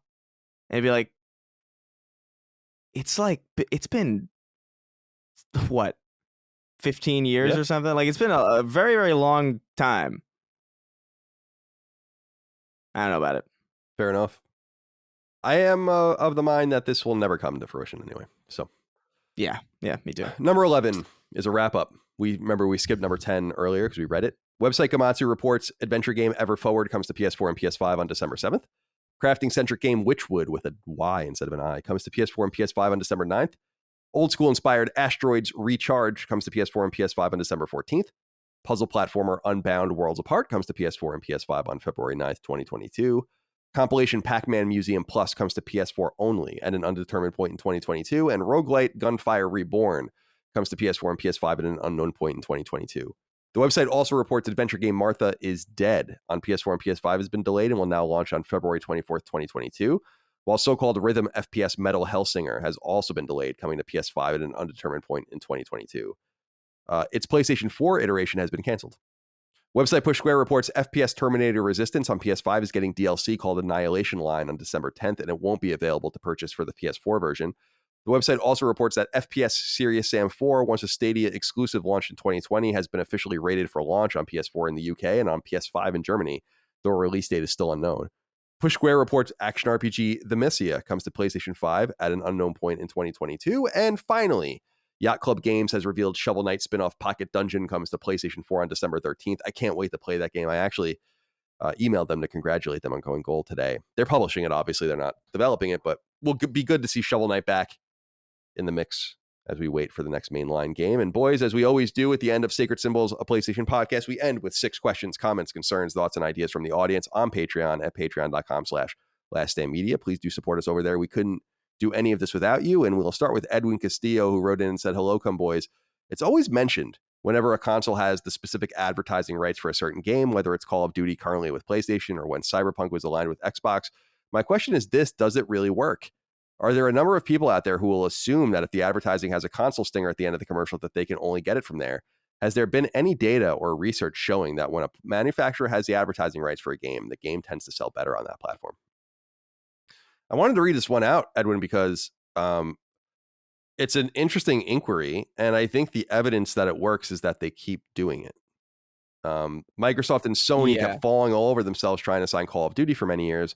Xbox had them for a long time. Now PlayStation has them. And we were talking last week or 2 weeks ago about how what's going on with Activision complicates that relationship mightily, because I'm sure PlayStation is very happy to support the marketing for Call of Duty. And basically the way these deals typically work, for instance, Back 4 Blood had a lot, or it did not anymore, had a lot of commercials for Game Pass, and there was no mention of PlayStation. Call of Duty has a lot of commercials for Vanguard, no mention of Xbox. The way this typically works is that in return for marketing the game, Activision, in the case of Call of Duty, will not pay for the marketing, will not have to pay the marketing cost for this. Sony pays for the commercial, airs the commercial, and they're allowed to relate their console to it. And it works for both sides. It's typically the way the deal works. It's not always the way it works. But Dustin, have you ever been fooled into thinking a game has not been on a console that it actually was on? Because I imagine watching this stuff, trying to go into it blind. I watch football every Sunday, and there's plenty of gaming commercials. There really is no inclination that Back 4 Blood is on PlayStation at all in that commercial. There is no inclination that Call of Duty is on Xbox at all. Now, you might not know better, but you might not know better. And I feel like that is also part of the intent. Yeah, I've never been tricked in that I bought a game just because I'm obsessive and will look at like which platform it does better on, which hasn't been as much of a case from a technical aspect. That hasn't been as noticeable this generation so far, but I would imagine that it has a huge influence on it. And like you said, Colin, because they keep doing it, shows that I would imagine that it works in some way. I mean, and this isn't a diss at GameStop employees, but sometimes I've asked for a game for a game that was clearly a PlayStation game, and they'll ask me which platform. So sometimes even employees of what do you say when they ask you that? I'm nice. I'll just say PlayStation. Though that hasn't happened in years. It happened one time. You're not like for me. idiot. Yeah. Actually, yeah. So I would imagine that many people see the ad and then just go to Target or GameStop, and maybe at the store they'll realize they'll get offered on multiple platforms or something. But I'm surely the pre-intent to go to a store and buy it on a platform has at least some influence, even if then later, they decide to get a different platform. But these deals are always interesting for sure. I'm curious always how much money is exchanged. Surely it depends on the game. Like Call of Duty is going to be way different than Back 4 Blood, but surely it's very lucrative. Tyler Kidder wrote into us and said, "What up, boys? Last week, Colin said that the games industry did great during the recession. You can also say games were great during the COVID lockdowns or were doing great, during COVID lockdowns and still are doing great. They're starting to adjust back down a little bit now. What do you think is the reason games do great when everything else seems to go bad? Would love to hear your thoughts. Chris, what do you think about this? I mean, I think this is obvious, but I'm curious what your take is on this. I don't think there's any right or wrong answer per se, but to me, this has a lot to do with limited amounts of money, long use of a game, and escapism. And I don't know if it's any more complicated than that, but I'm curious what you think. Yeah, I think it is. I think it is that simple. But also, the recession and the lockdowns both have something in common, which are a lot of people probably spent a lot of time at home, because they didn't have work, and they they were quarantined. I would imagine that that's probably like the main reason. Like, I wouldn't say like games do well when everything else seems to go bad, I think that's like a really simplified way of looking at it. I just think like there are certain things that happen that tend to coincide with behavior that benefits the games industry, which is, there's no question that the COVID lockdowns were great for the industry, because now a lot of people had a lot of free time. They were home all the time, and they had to entertain themselves. And like, what are you gonna watch you're gonna watch The Office again? Like, what are you gonna do? Like, there's this whole medium that's available to you, and I think it led to a lot of people kind of exploring games that probably otherwise wouldn't have. And maybe I think now some people have probably like fallen off it, now that things have gotten a little bit more back to normal. I'm sure some people have stayed, but I'm sure a lot of people have left as well. And I really do think it's that simple. I don't know if it's any more complicated than that. Yeah, I would agree with you. And I'll also just say that it's not only true for games, but rather I just think for all forms of what you might call vice or distraction.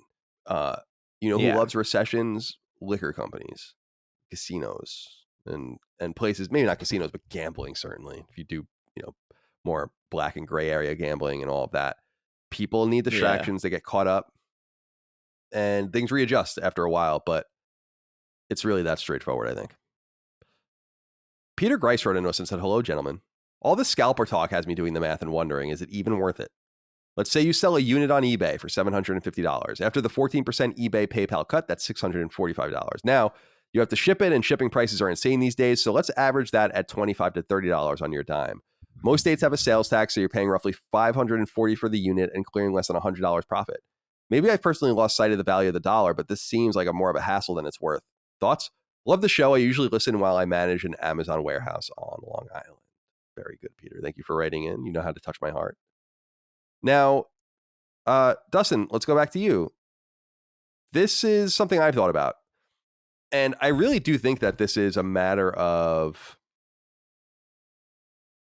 I guess, like your financial situation, your financial stability, but also your tolerance for monotony and your sheer laziness as well. Yeah. Right. Well, I'm sorry. What happened? I was just saying, right. Yeah. Right. Okay. And so with this particular console, he's saying like less than $100 profit. And I'm like, that's kind of true. In fact, your time is probably better spent going and working for 8 hours. You'll make more than $100, almost certainly. So is it worth it to do this, do you think, Dustin? I think his numbers are a bit off. Yeah. I'm hopping between eBay and the notes. So he said, let's say you sell a unit on eBay for $750. Right now, that's a little low, because right now all the sold listings I'm seeing, and I'm guessing these are going up because people are starting to feel a little panicky for Christmas. I'm seeing most of them at $800 to $850. Okay. And the other important thing is that not all of these are free shipping. In fact, about half of them or more, now I'm scrolling, definitely most of them, shipping is not included in that price. There's a $30 to $40, anywhere between what I'm seeing here is $20 and $50 an additional expense on top of that in order to just ship it. So I think that he's onto something in that in certain eras of this shortage, it definitely was much less lucrative. But in particular, right now, I'm guessing you'll probably clear anywhere between 100 and 300-ish. I'm not going to do the math on the fly, but it would be more than $100 for sure. Fair enough. Which, if you've got a few of them, I mean, yeah, or if you're a scalper using a bot and you have 12 of them sitting in your house and you sell all of those and you make $150 each, then yeah, it's a nice chunk of change. I think $100 is a nice chunk of change too. But yeah, it's an interesting thing, Chris. We've never really considered this from the scalper's point of view. Do you think it's worth it from their perspective? Especially because I don't know that we see some of these pictures, or we did, especially when the console came out, of people with like 40 PS5s, and somehow they got them all. But I don't think that people are getting this massive amount of consoles and flipping them en masse anymore. I just don't know how that would even be possible. So no. I just feel like this is kind of peripheral money making, which is fine, but it just does seem to be a lot of drama for no reason. Yeah. I think you have to be a special kind of insane to even want to do this kind of thing in the first place. You know, like I don't know, like I've like we were talking about earlier, like I have a very low tolerance for tedium.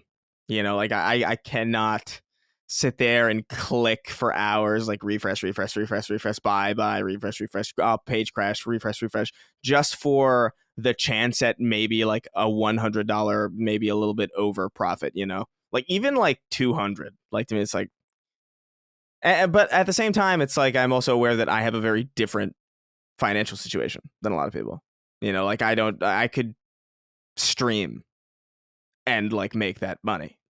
You know, like so I don't know if it's like, I don't know if I can really understand the perspective of somebody who would go out and scalp, because I just don't live in that. I don't have that reality.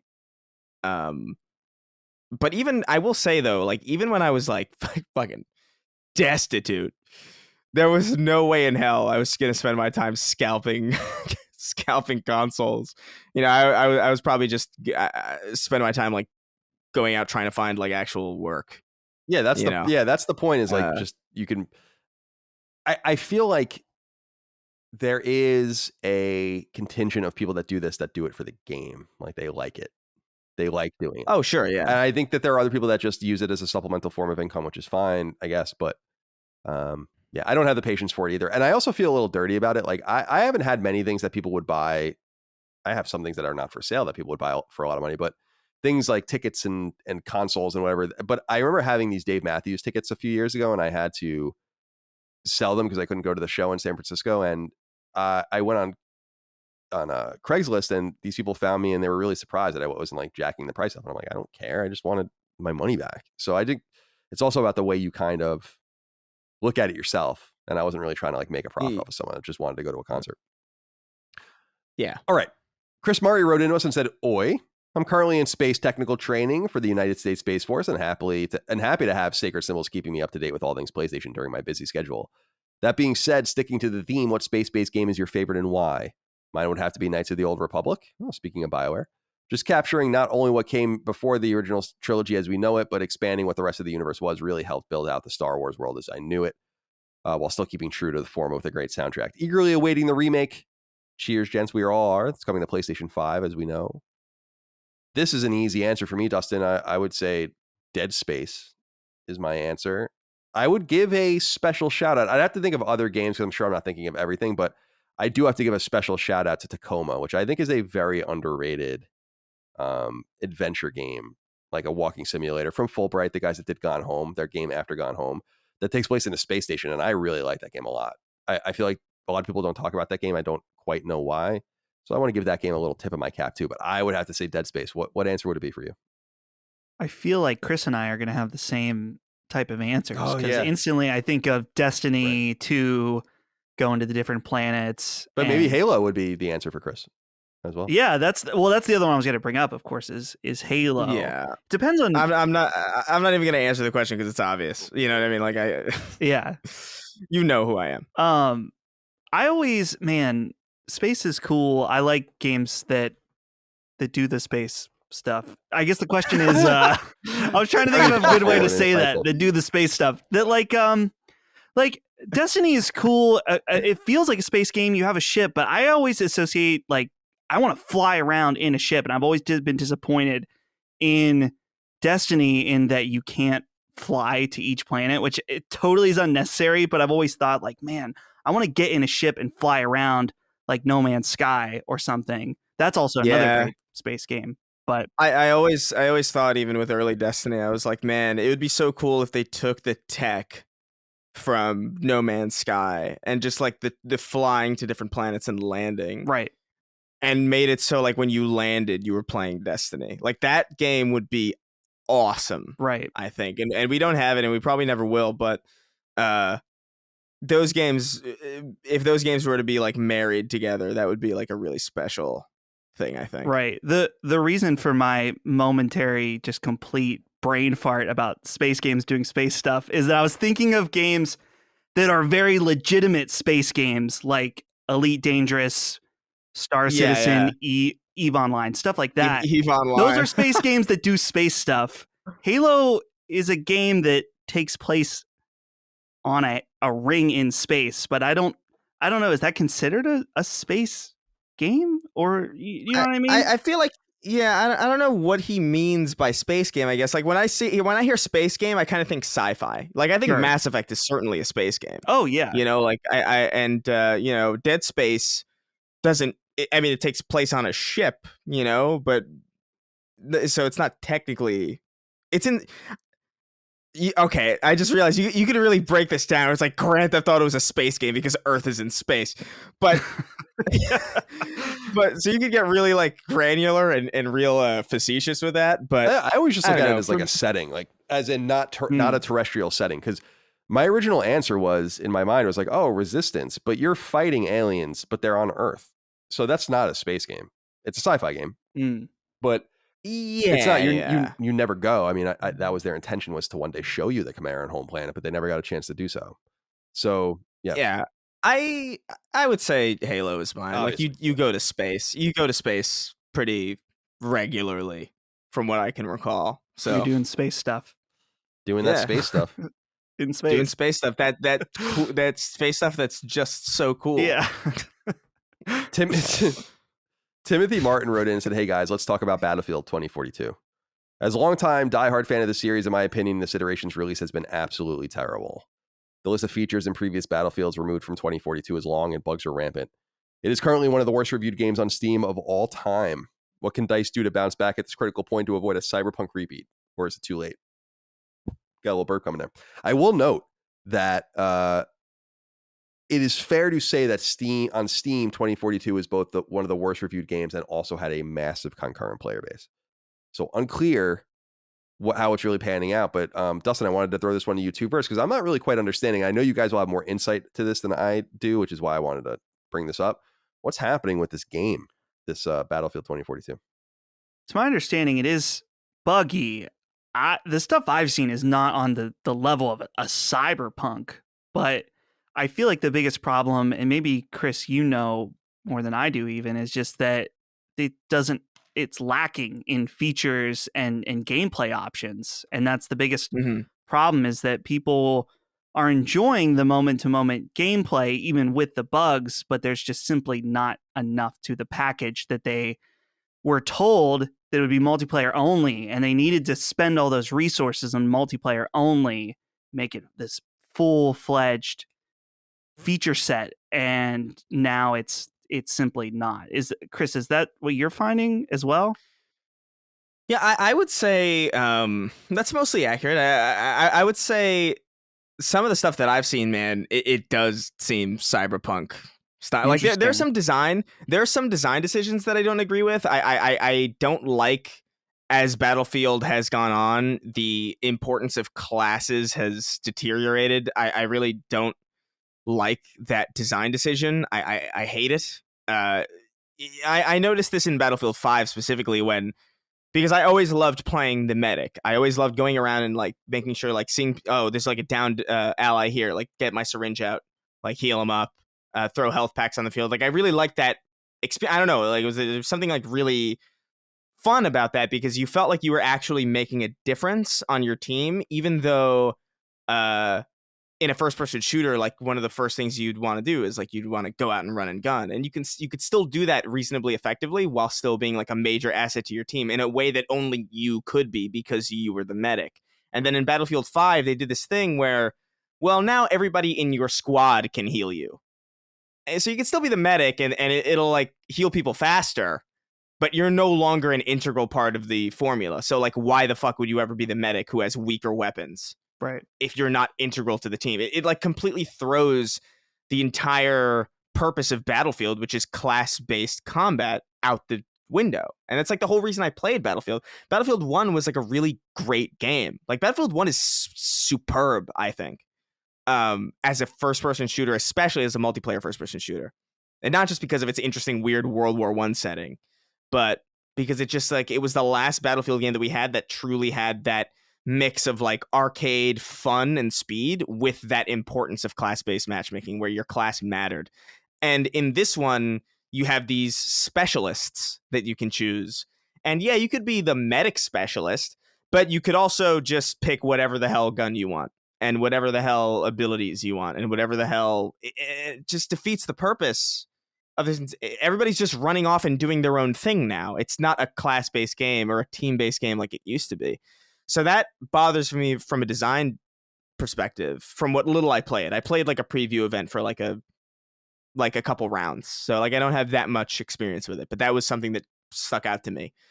But some of the stuff I've seen, man, I know it can be a little misleading when you see video games compiling bugs, because what you're seeing is, you know, maybe the 2% of the time for each individual player taking up 100% of a video. So it could be misleading in that way, and I totally understand that. But some of the stuff I've seen, man, like there's a donkey video out Yeah, I saw right that. now, and it's wild.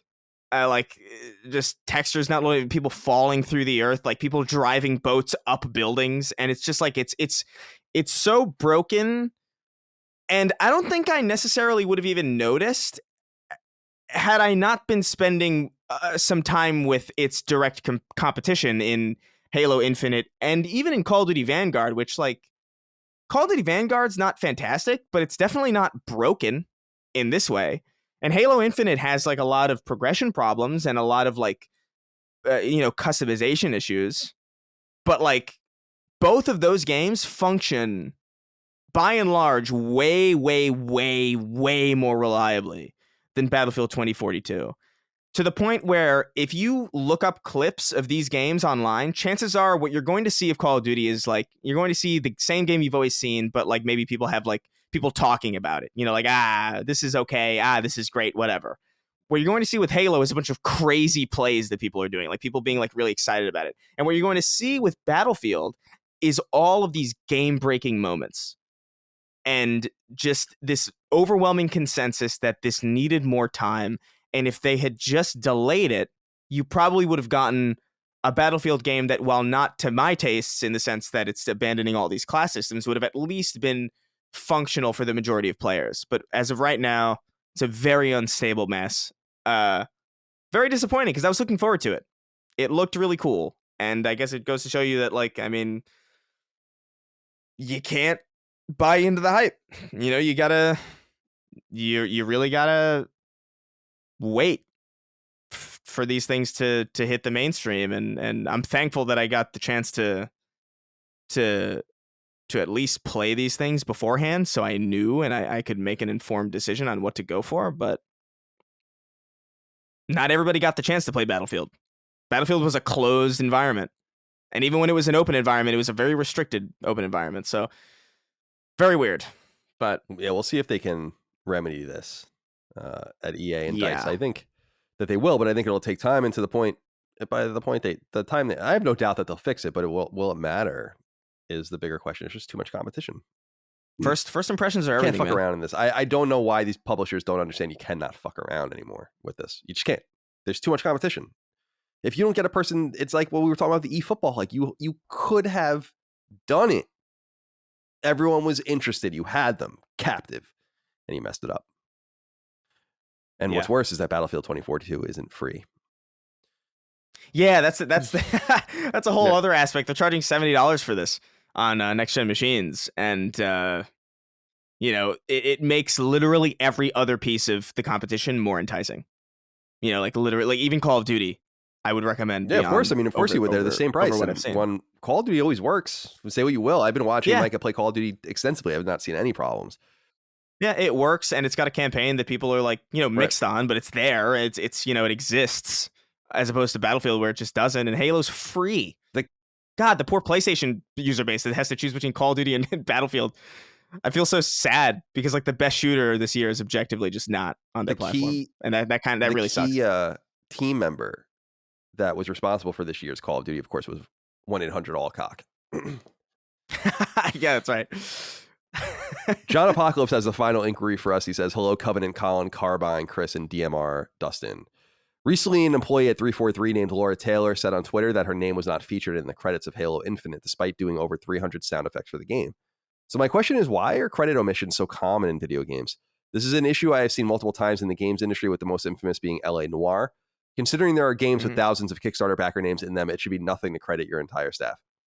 So the one thing I'll say about this, and I don't know if you have any insight into this, either of you, but before I give my opinion is it possible that Laura Taylor's name's not in the credits because she worked on the part of the game that's not out yet? How does she know her name's not in the credits? I know that multiplayer must have credits, but is it possible that she would be in the credits of the final game? That's one thing I would, maybe she knows, because maybe she has access to the final game because she worked on it. I don't know. But I will say this. You brought up, John, LA Noire. I'll bring up another example, Red Dead Redemption 2. A lot of people missing from that, those credits as well. And Rockstar released their own rules about how they view people in their credits, which I think was something like you have to be here 30% of the time or something for 30% of the saga. People come and go. But it's a big deal to not have your name in these games if you're putting them on your CV. And there must be more balance. And I'll just say, not that I'm a big fan of unionization, but unionization would solve this particular problem. Because one big thing SAG-AFTRA and all the other organizations do, from your grips and your audio tech and movies and TV shows and everything, it's a very specific rule set about how you're paid and how you work and how you're credited. And I think that this problem would be ameliorated with some sort of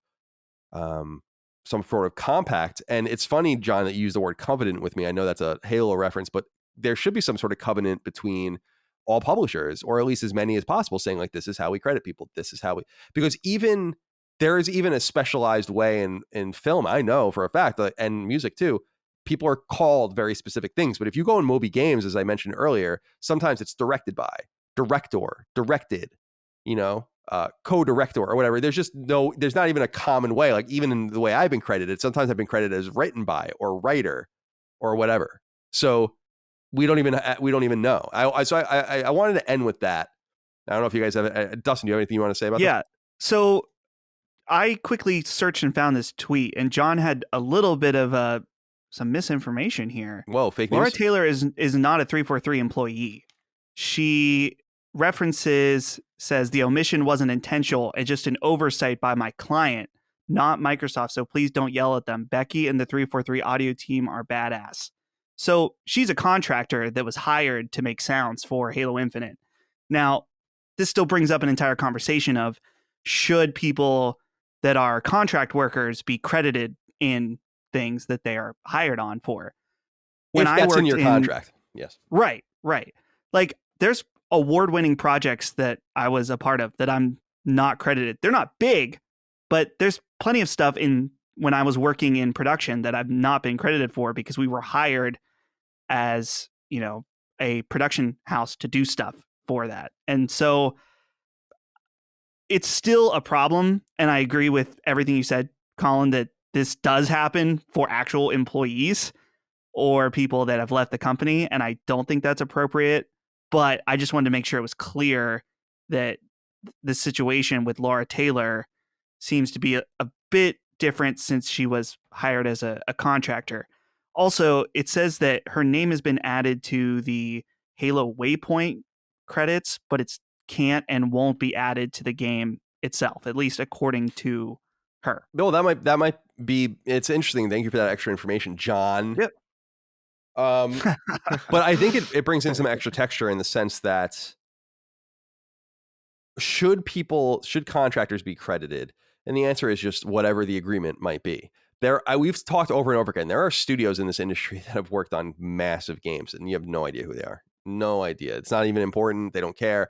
There are studios that exist simply to make other studios look good. That is why they exist. Not all of them. But some studios come in and say, like, we'll do the assets, we'll do this, we'll do that. And we don't have to get credit for it. We don't want credit for it. A lot of that stuff is foreign.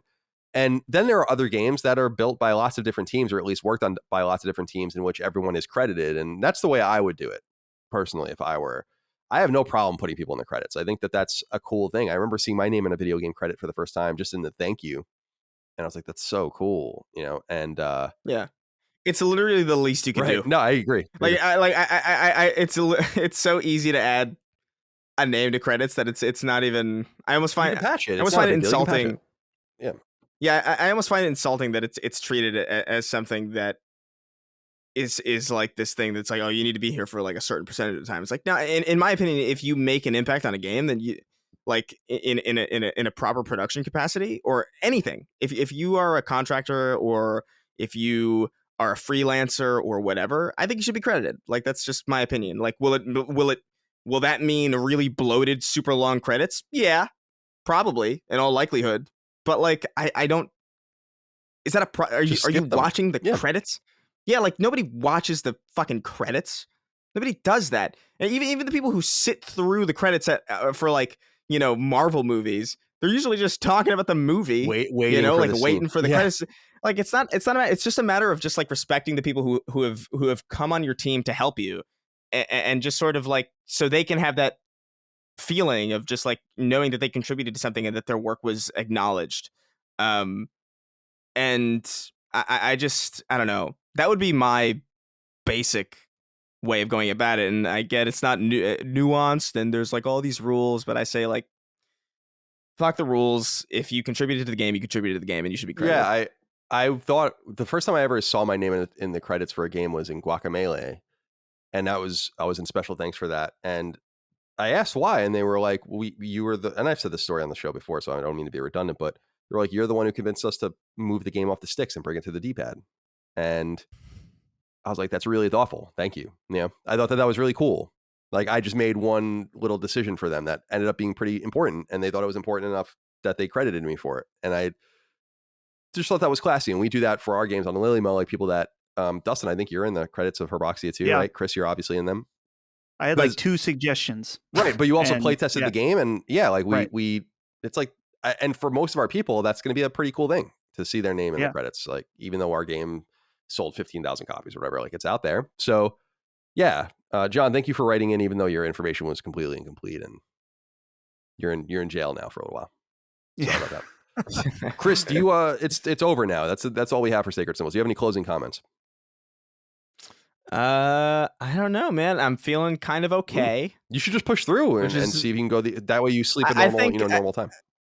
Yeah, I think that's what I'm gonna try and do. I'm gonna maybe like try and like stream for like a couple hours, and then maybe go to sleep at like 9 or something, like some like crazy early hour, so I can get up early the next day and like be on like a normal schedule. I've been meaning to try and get myself on a normal schedule for a while, but it's I don't know. It's hard. My mind races at night, man. Oh, mine too. That's why I have to knock myself out with pharmaceuticals. Dustin, closing comments. My only closing comment, I know it will already, Thanksgiving will have come and gone, but I'm prepared to make a delicious, juicy turkey.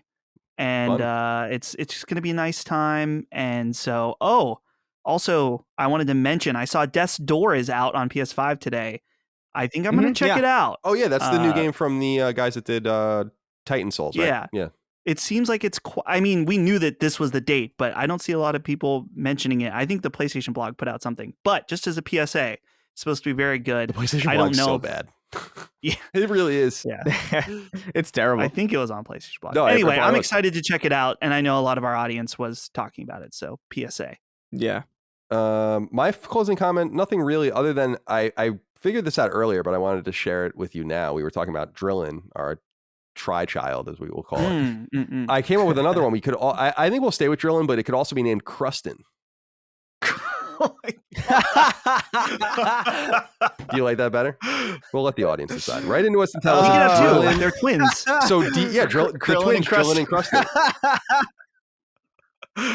That's right. No choosing. Such a fucking that is a heinous. Oh my god. Crustin and Drillin. I would bully that kid definitely. so hard. Definitely.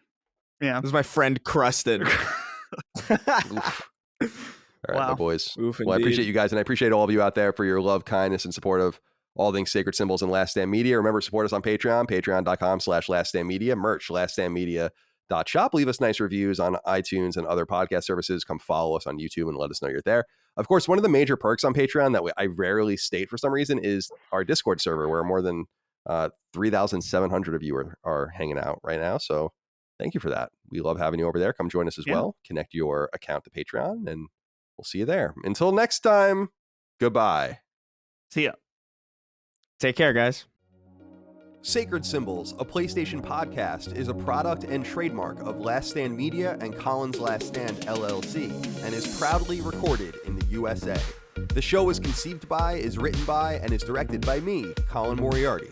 My co-hosts are Chris Raygun Maldonado and Dustin Furman. The show is produced by executive producer Dustin Furman. It's edited by associate producer Ben Smith. All of Last Stand's theme music is by my best friend, Ramon Narvaez. As you know, all of Last Stand shows, including Sacred Symbols, are fan-funded on Patreon at patreon.com/laststandmedia. The following names are at the producer level on Patreon, our highest tier, and we're grateful for your thoughtful and kind contributions to our independent endeavor. Thank you.